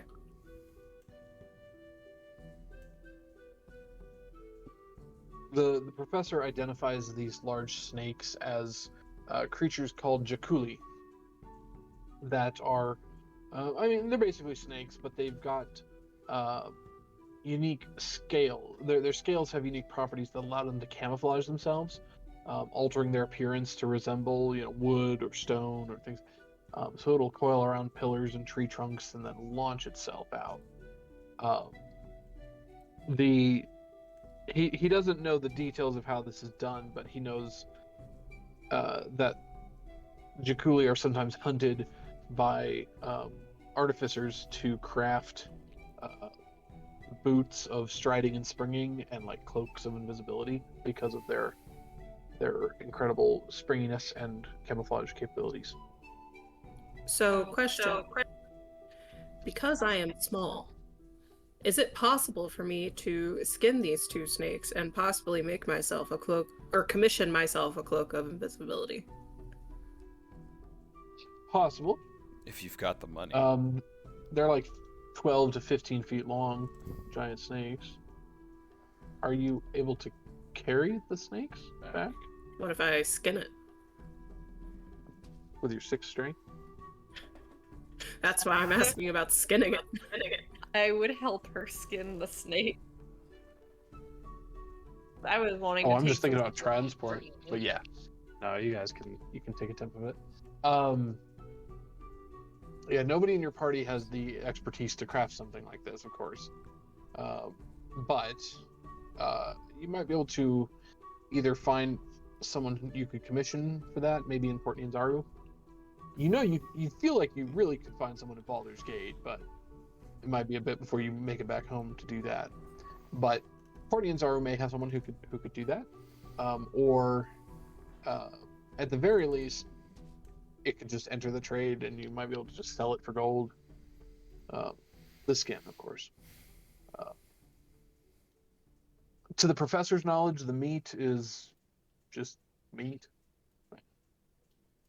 The skin is really the thing that's coveted. And whether it's enchanted or not, you could probably easily have it just made into a cloak. Snakeskin cloak. If we are out of initiative order, I would like to investigate the cave. Yeah, sure. Yeah, I was kind of looking at that too. Tenzin will go along. Yeah, Smoke will go along too.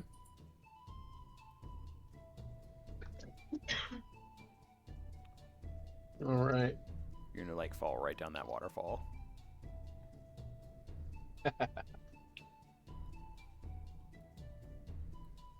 I'm assuming this is actually part of the map. It's not just like a, or this is actually here. It's not just like a, you use a base map just for the combat. Yes and no. But yeah, I'm cool with it being there. Especially after I tried so hard to remember what the word was called. But a cenote is like a. There's tons of pictures on Google if you Google the word cenote. But it's like a large natural well where typically, I suppose, limestone eroded away and collapsed in a cave, and now the water pools below it. And so that's kind of what this is. The large walls around are. It's kind of just a big natural well where the water is falling into now. And there are some steps down to it. They're very crude. They look very old. Little altars in the middle.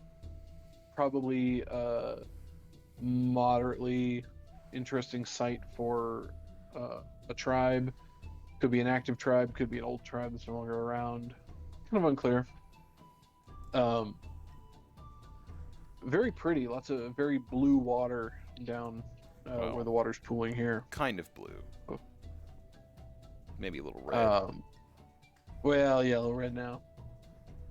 Are there any animals that are kind of like getting more agitated with like what is effectively chum in their waters now? Good question. No. This seems like a pretty calm pool here. You do see little minnows and things like that flitting around. So it's not like a dead pool. There's little fish and things like that, but it's not like piranhas going wild or anything. Lots of normal-sized frogs ribbiting among the different rocks and things like that. This is where. All right, I can give more baby picture. She's down here now, though. Okay. Rebecca. This is where Smoke, you had been eyeing for some roots, And then which she I think walked were away. the what are they called? The wrath? She's Were those just a little ones? baby, Wrath roots? doing her little baby things. She's done with me. Yeah. For now. Till I There are a start couple ignoring of her wrath again, roots then here, she's just all up on my down in the business cave again. system, or down by the pool. You can see them just kind of growing on the edge of the water there. 3 total. I'll snag them. And then Tenzin, up in one of the nearby trees, you see a bunch of nice fruit that's growing up in the trees. It's very, very plump. It's growing in kind of an odd diamond shape. But other than that, nothing really stands out. The fruit you haven't really seen before in the jungle, despite all your different collecting. That's the only reason it's noteworthy. Seems like kind of an odd plant. But other than that, yeah, frog droppings, evidence of other creatures that come and go through here. Pretty little cave system. We'll try and climb up like the vines or the tree and try and get to the fruit. Try to get to the fruit. Easy enough. Yeah. Especially while raging. No, I'm kidding. I mean, I could if you really want to. No, I don't even need a roll. Yeah, easy enough. You have these kind of diamond-shaped yellow fruits. Smell kind of interesting. Smells a little tart, but kind of a citrusy flavor. Cool. Well, I'll gather a up. citrusy scent to it, I guess. Yeah. I'll gather them up and then I'll wait until I'm down on the ground and then I'll take a little bite of one, see how it tastes. Grab some rice.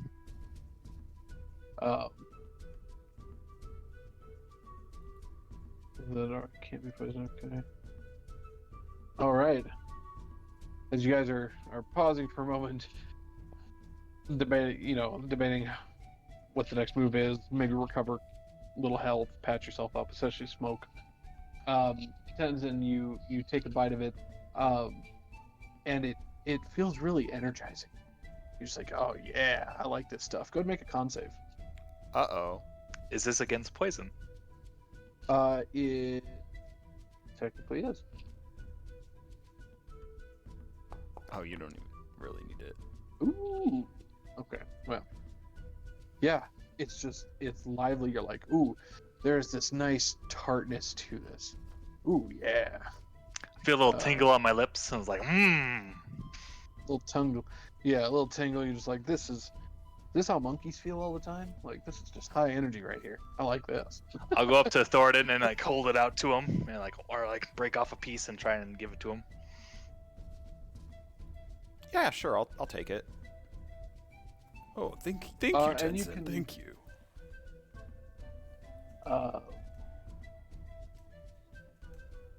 Yeah, and you can recover like 1 hit point.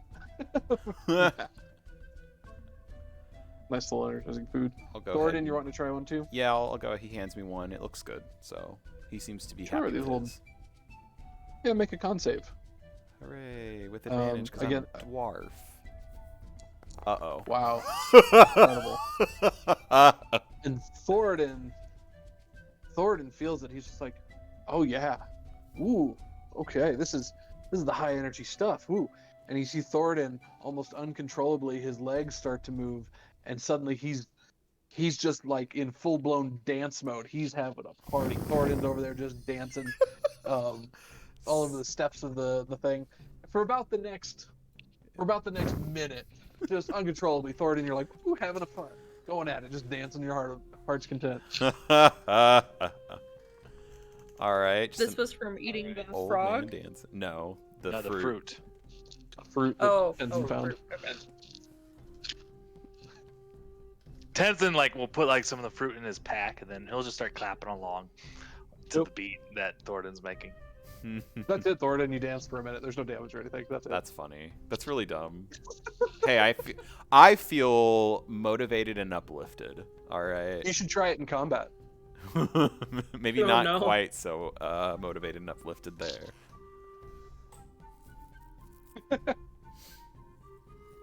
Though if you were a bard and you did all of your spell work through dance, maybe it would, help. I've seen the new Unearthed Arcana. There's a new dance subclass for bards. Nice. It'll be real fun. Looks like they're going to include it in the new player's handbook, so it's going to be like a base subclass. It's going to be great. For the Anyway. was it D&D Next? Yeah, 1 D&D. Yeah. Yeah, that one. Okay. Well, that was fun. Mm-hmm. Okay. I've been standing on this thing. Do I notice anything about this? That I've been standing on it? Nothing particularly mystical. Okay. Well, I believe that we've seen enough here. Shall we carry on? Try to get back to Camp Vengeance, or at least find a perhaps better spot to spend the night? Last thing we need is for more frogs to show up. Yes, please.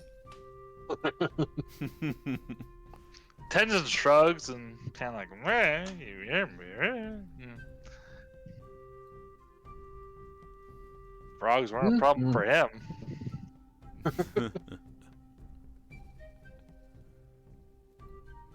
Gerald seemed to fare pretty well too, all things considered.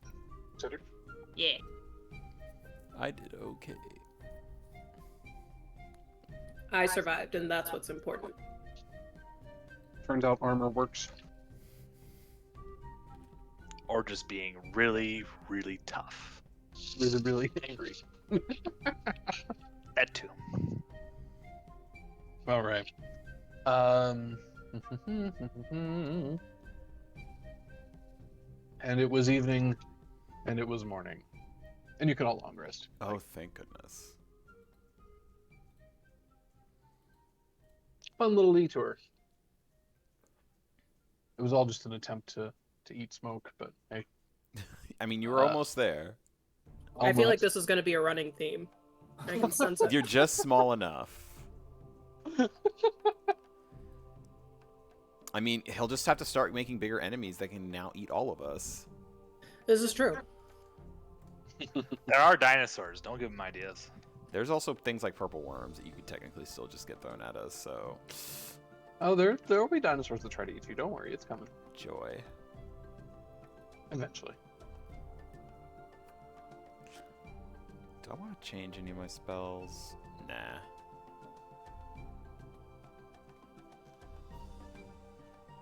All right.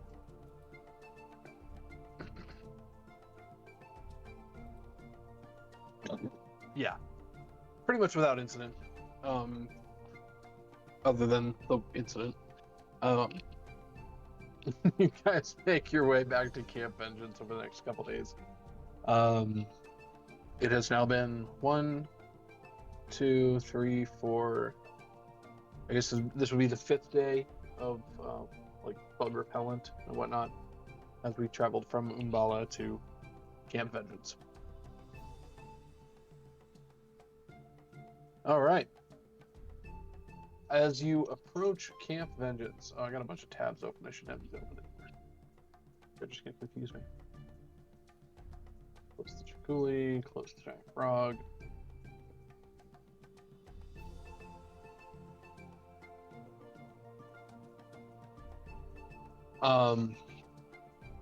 Coming down from the river this direction, marching up,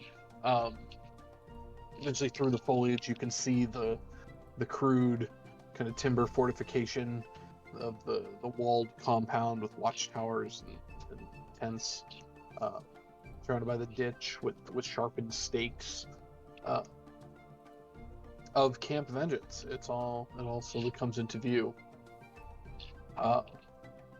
You can kind of make out through the forest as you're approaching. First thing you notice is the sounds.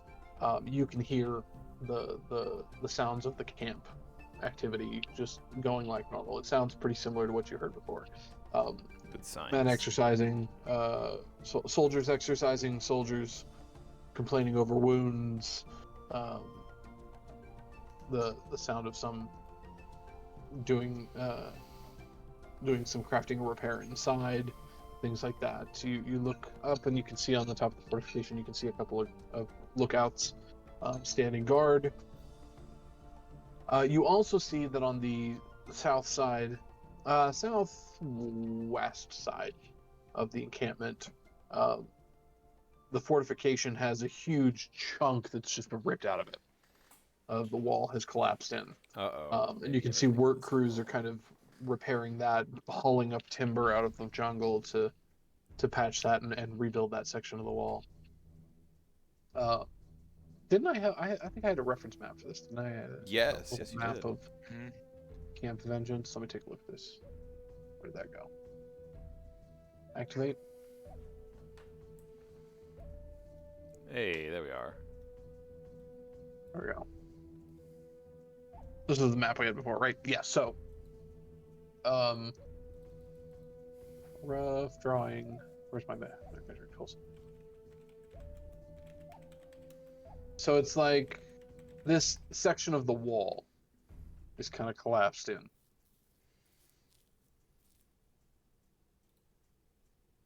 I suppose you guys aren't actually there, but these are the tokens that were already on there. Bringing down part of this watchtower here, in a huge section. You can see in the ditch a bunch of the spikes are displaced at odd angles or crushed. But otherwise, the camp is standing. Lots of people inside. Yeah. Are you wanting to approach the camp? Yeah, Tenzin's gonna kind of just wander right on in. Be like, cool. Yeah. Excellent. As you approach the camp, for a little bit of ease coming in, a couple of the guards hail you coming out of the forest. Up on the watchtowers, they hail at you and assume you respond in kind. But as you're directed around to the gate, the front gate, on the eastern side, uh, you're met down there by a couple of the guards who, this is a small enough camp, they all recognize you for having come through before. And looking around to see if there's any dangers in the jungle, they open the gates and usher you in. You are now inside the encampment. Um, what brings you back this way? It's been a couple weeks. Were you able to find what you needed out in the jungle? Have you come to join up so that 3 steady meals is worth it? What do you think? Tenzin will kind of nudge like Gerald and Thornton forward and be like, Hmm. I have roots. Ah, Oh, yeah. you have become a tree then. Indeed. And I pull the whatever roots out of my backpack and I hold them out. Aren't those the ones from like Nanny Poo Poo? No. I grabbed some of the roots from where the frogs were. They were the roots we were looking for. Ah. Oh, those roots. Yeah, those were the riots, weren't they? I was thinking some other route that was what you were looking for, but I think that's the same route anyway. So The name sounded familiar, so I rolled with it.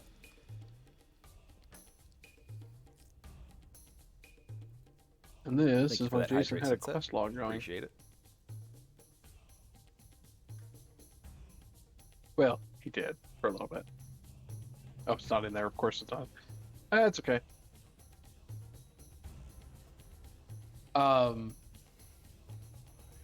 Oh well, yes. Right this way, and one of the guards starts to escort you over to the medicine tents. Unless you know your way, of course. But they're not very far. It's these big circular ones are the 2 medicine tents. Excellent. I'm just honestly following Thornton because he's the one who spent time in the medicine tents. You're right. I can head that direction. I mean, I have some herbs from Nanny Poo Poo that maybe I could just donate and be like, I don't know what these do, but maybe there's something. Sure. Yeah, one of the healers in there. Sorry, my brain is slowly wearing away on the role playing here. But You're good. And I can't remember. I can't find my notes on what the guy's name was. I swear I gave a name to the chief field officer, didn't I? The medical doctor. officer? I think you did, and I don't remember. I mean, if you is scroll it far Undril? No, that was the lady. The escort? Yeah, the Undril Yeah. was the escort. Yes. Or escort mission. I guess I shouldn't call her an escort, but Um, I mean, you don't know our life. She could do that on the side. Just Danny in the background. uh, yes, yeah, that was the escort mission target. Anyway, um, yeah, they're very grateful to have that, and they seem to just take it. Let's see. I was gonna say roll me like an adorableness check, but Mhm. Thornton, make me a medicine check if you would. Okay, I can do that. Excellent. There we go. Love that. So, as your smoke is pulling out some roots, and you're pulling out these various chemicals and things like that you got from Nani Pupu, um, the medical officer, as you're discussing with them, knows what to do with some of this. Is a little confused by some, but the two of you get talking, going, these are some weird herbs. What do you think this might be? Oh, well, if you see the shade of this here, oh, well, that could be this. And the two of you kind of get back and talking a little bit as you're discussing over it, kind of sharing minds, and you realize some of the properties that these have could, well, one, they could go a long way for antiseptic purposes and things like that, but there's also some unique poisons in here that, at least for the medical tent, they could use them to create like antivenoms and things like that. So it turns out this little cache from Nani Pupu could actually be fairly valuable, at least in this context, to the field physicians. And as you start to be like, well, I don't have a use for it. Here, have the whole thing. Medical officer's like, well, here, let me get some kind of compensation for you or something. Surely, like this is extremely valuable, especially to some of the men that are in my care right this moment. Waves his hand at a couple of the beds nearby. Thornton on his own would have absolutely been like, no, we don't need anything. But since he's traveling with a group and there's pretty important things we also have to do, he'll take whatever it is that this guy's going to give. Sure. The guy pulls out from a small pocket, a small drawer cabinet thing. He pulls out 2 small vials and hands them over to you and goes, "We don't have a lot of these, but for the donation that your group is making towards us, this would be. I feel like putting these in your hands might help our mission go a lot farther, especially if you keep finding your way back here. So please take these, stay alive." And he hands you 2 regular healing potions. Oh, nice. While I'm handing over the roots, I'm gonna say, so what happened to your wall? What happened back there? And just to be clear, in the conversation, like even though he's handing it to Thoradin, the 2 of you are standing right there, so it's clearly intended for like the whole group. But it's only 2, so I'll let you guys figure out how to divvy that. I'll let Thoradin carry him. Honestly, I keep getting swallowed, so it's probably for the best. Yeah, you don't need to give the healing potions to the thing that's swallowing you. They're just normal. They're not like the homebrews or anything. Ignored right? or anything. What was that? They're just normal potions, not like the homebrews, right? They're the homebrews, yeah. Oh, okay. I mean, I've wholesale replaced potions of healing in this world with homebrews of healing.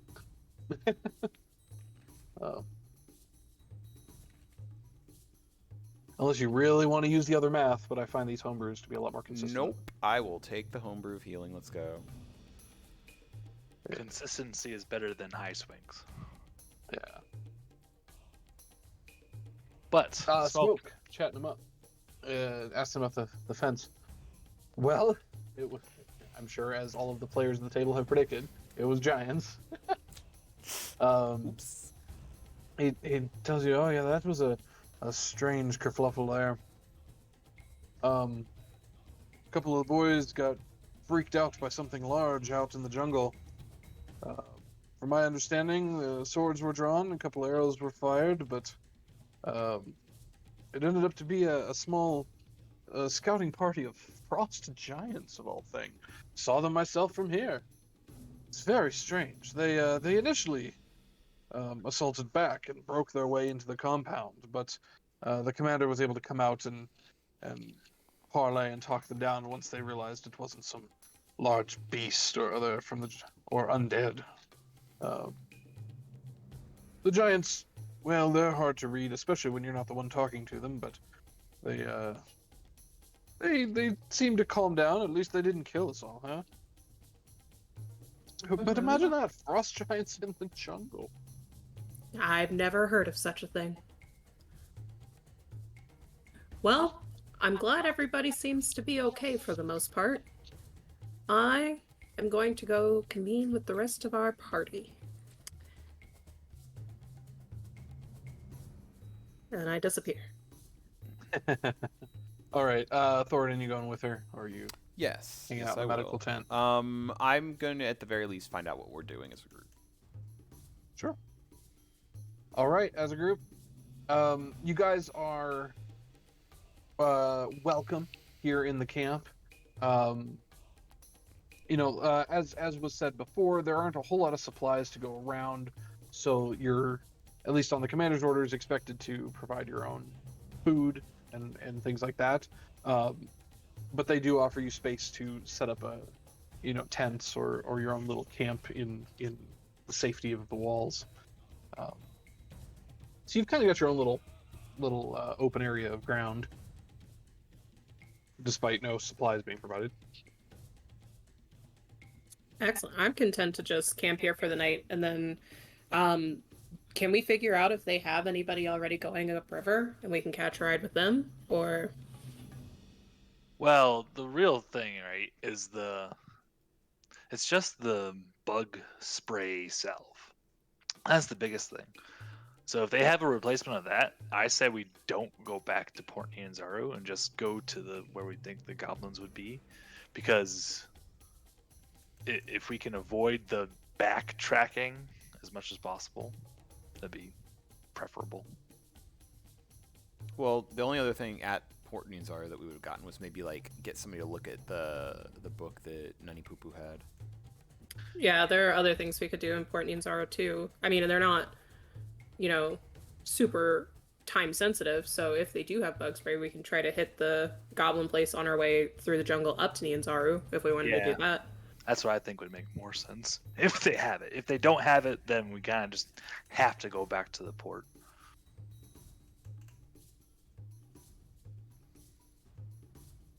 So, God.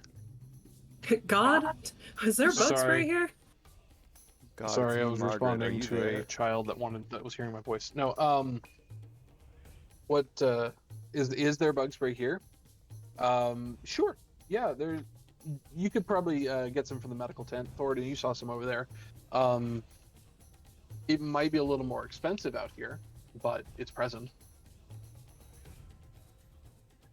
Then, because how many should we have? It's like 22 charges, right? So yeah, it's 22 that's days. what I have. So I say we get in each block is 20 days, right? So there's two different versions. There's a salve and a block of incense. They do have both types here at Camp Vengeance, because their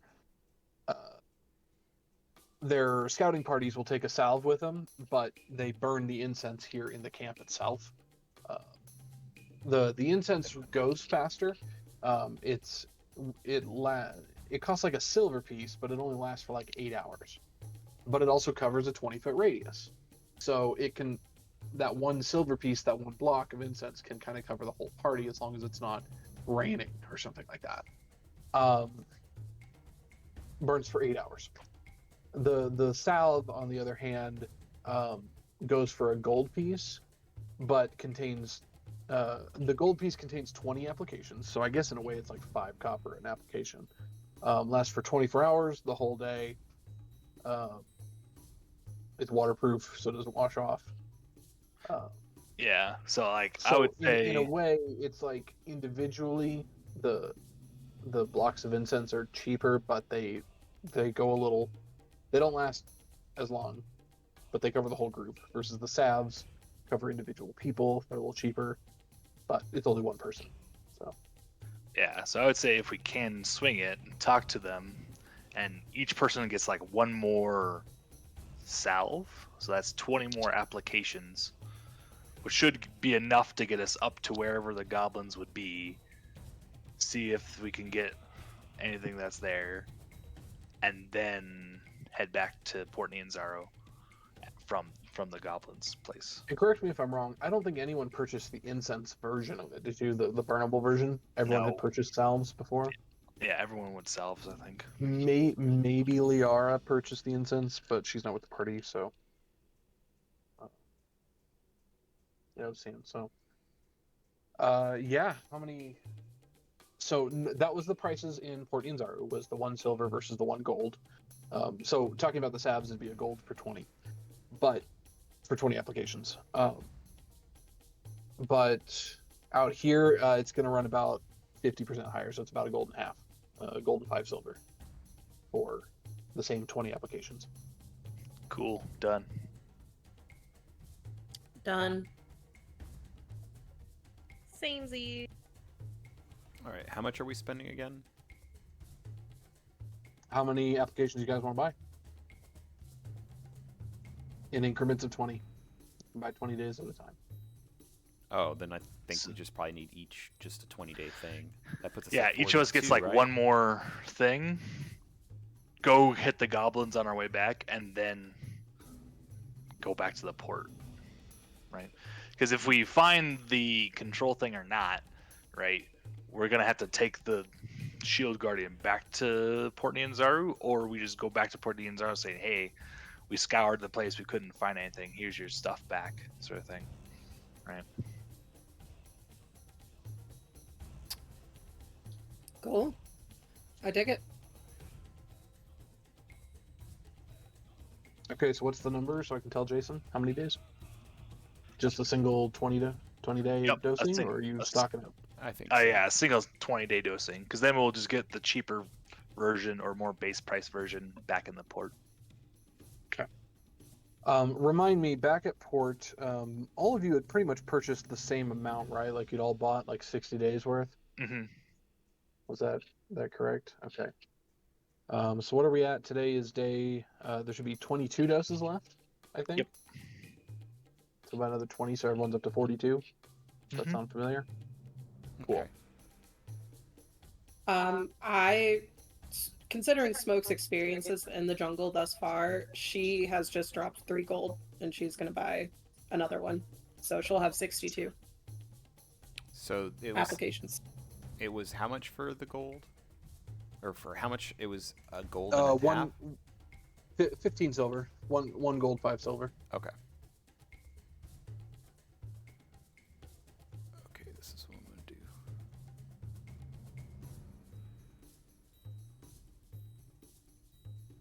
Okay. Now, Smoke, I mean, you could just wait till you get back to town and only spend a gold on it.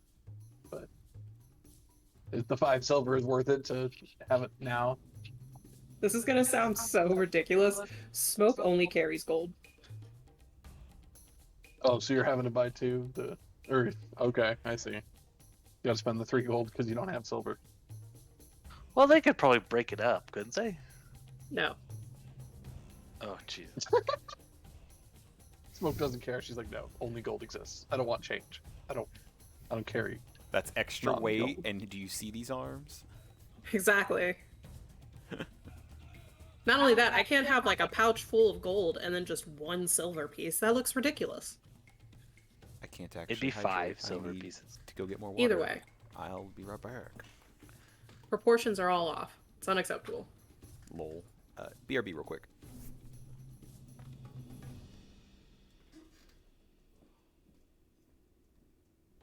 All right, I'm updating my party tracker here. 1 sec. So the value is 42. Okay.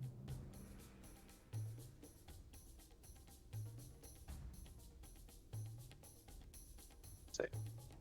Cool. So I got 42 days of Insect Repellent. I need to update the experience points too. But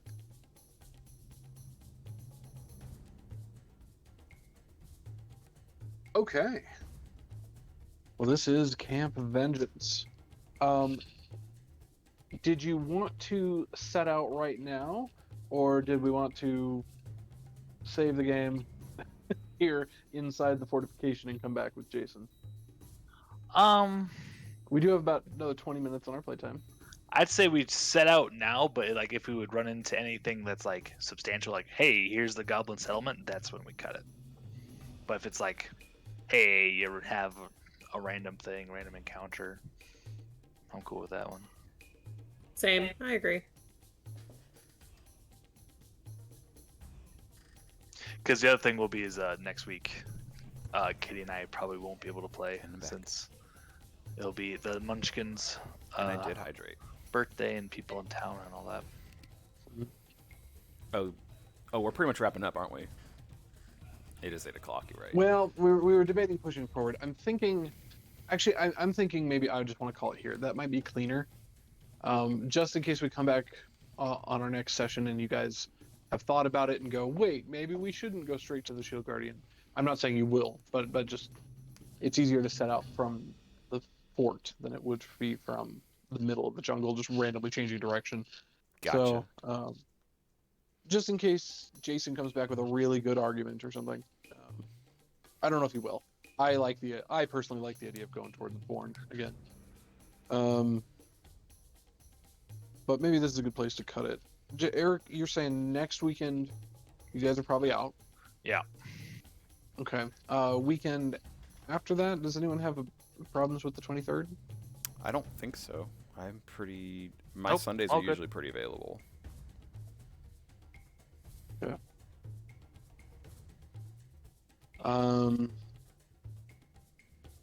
Okay, cool. We'll find out if we have problems with the 30th either. We shouldn't. Eric, when's your birthday? 29? Yeah, we'd do something either Friday or Saturday. So, if anything, I would prefer to do D&D for my birthday versus miss it for my birthday. So that's fair. Oh well, I mean, your birthday's not on Sunday though, right? no, it's technically the weekend or the day before, but gotcha. We could, I guess, we could all just run a session every night of the week leading up to Eric's birthday. Bro, I am down. Like, I might be like, hey, partially raiding, but like muted in raid, but I would be so down. Eric likes his D&D. I love my D&D. Like, give me tactical combat. I am all in on it, my man. Like, that's why I play Warhammer. It's like, give it all to me. When how many like characters do you have, Eric? Like backup characters? Have you made a backup character for this campaign? I have not produced one, but I have ideas in my head for them. Gotcha. I was gonna wait until at least the third character before introducing anyone who has magic. So I wanted to get myself a little bit. That's fun. Okay. Well, yeah, this feels like a natural stopping point. It's a little early, but you're good. Unless we're going for another like hour and a half, it feels like a natural stopping point. I'm good with whatever, because this lets me, get my stuff together, because I still have stuff that I got to do before bed. Oh, do you? Yeah, I still got to like. I'm interested to see where. Interested to see where you guys are we chasing after the goblins? Is that what you're doing? You're like, let's go follow that originally. That's what Tenzin thinks. Like, the goblins probably have it, or like they would know where it's at if we can talk to them. But who knows? That's fair. Dumb thing. Can you show this square just so we can see Orolunga as the full? Oh, is that still word? hidden? Yep. That one singular letter. The brain is like, need to fix that. Here, before I do, I'm going to take a screenshot so you can see how just like hidden it is for me. This is what it looks like on my screen with like some opacity. So like you can see the two squares that shall not be revealed up there. But then Orlunga, I almost didn't even notice it there. That's funny. Bastard. Reveal him. Do it, you coward. We're never doing it. You cowards! Never. All right, well, I guess then that's it, huh? Think so. Well, All right, I guess we'll see you in 2 weeks. yeah, y'all have a Yeah, good night. we'll just proactively cancel next week. Okay. I mean, that'll be fine. I'll survive. All right. Have a good night, everybody. Yeah, good Oh, night. Zach. Bye, guys. 2 weeks. See Hey, ya. Zach. Alrighty. Well then, it looks like that is it for me for the night. I'm gonna go ahead. I'm gonna log off and kind of get some stuff going. I need to actually export this video, so that way Nathan has access to it. I did the DM. He asked specifically for it, so we'll go ahead. I'm gonna probably try to do that. I'll do that now before I forget, to be honest. So I'm out until I guess the next Sunday. D&D will be 2 weeks from now. Next Sunday I'll probably then stream something else. We'll see what I decide to go with. Whether I've finally gotten around to doing Super Mario RPG. I would have done it more, but I just was not feeling great during not so much great. It's like I got sick this weekend, and so I just didn't stream anything. And then I just got very exhausted during the 4th of July weekend stuff that I just never got around to it. There was always stuff going on, and so by the time I was done, I was like, I really don't want to stream. Mood, you know. But until then, I wish you all a wonderful night. Remember, stay hydrated, get your stretches in, get some good sleep, whatever you need to do to relax. We got the start of this week coming up, and hopefully it'll be an easy work week. At least that's what I'm hoping for. Y'all have a great night, and I will talk to y'all again another time. Bye, everybody. Sunset, and I don't think Tank came in, but Casual Mayday, Kit Kat Kika, Kit Kat Attack. Yeah, I can't speak. I'm out. I'm doing the streamer goodbye. Bye-bye.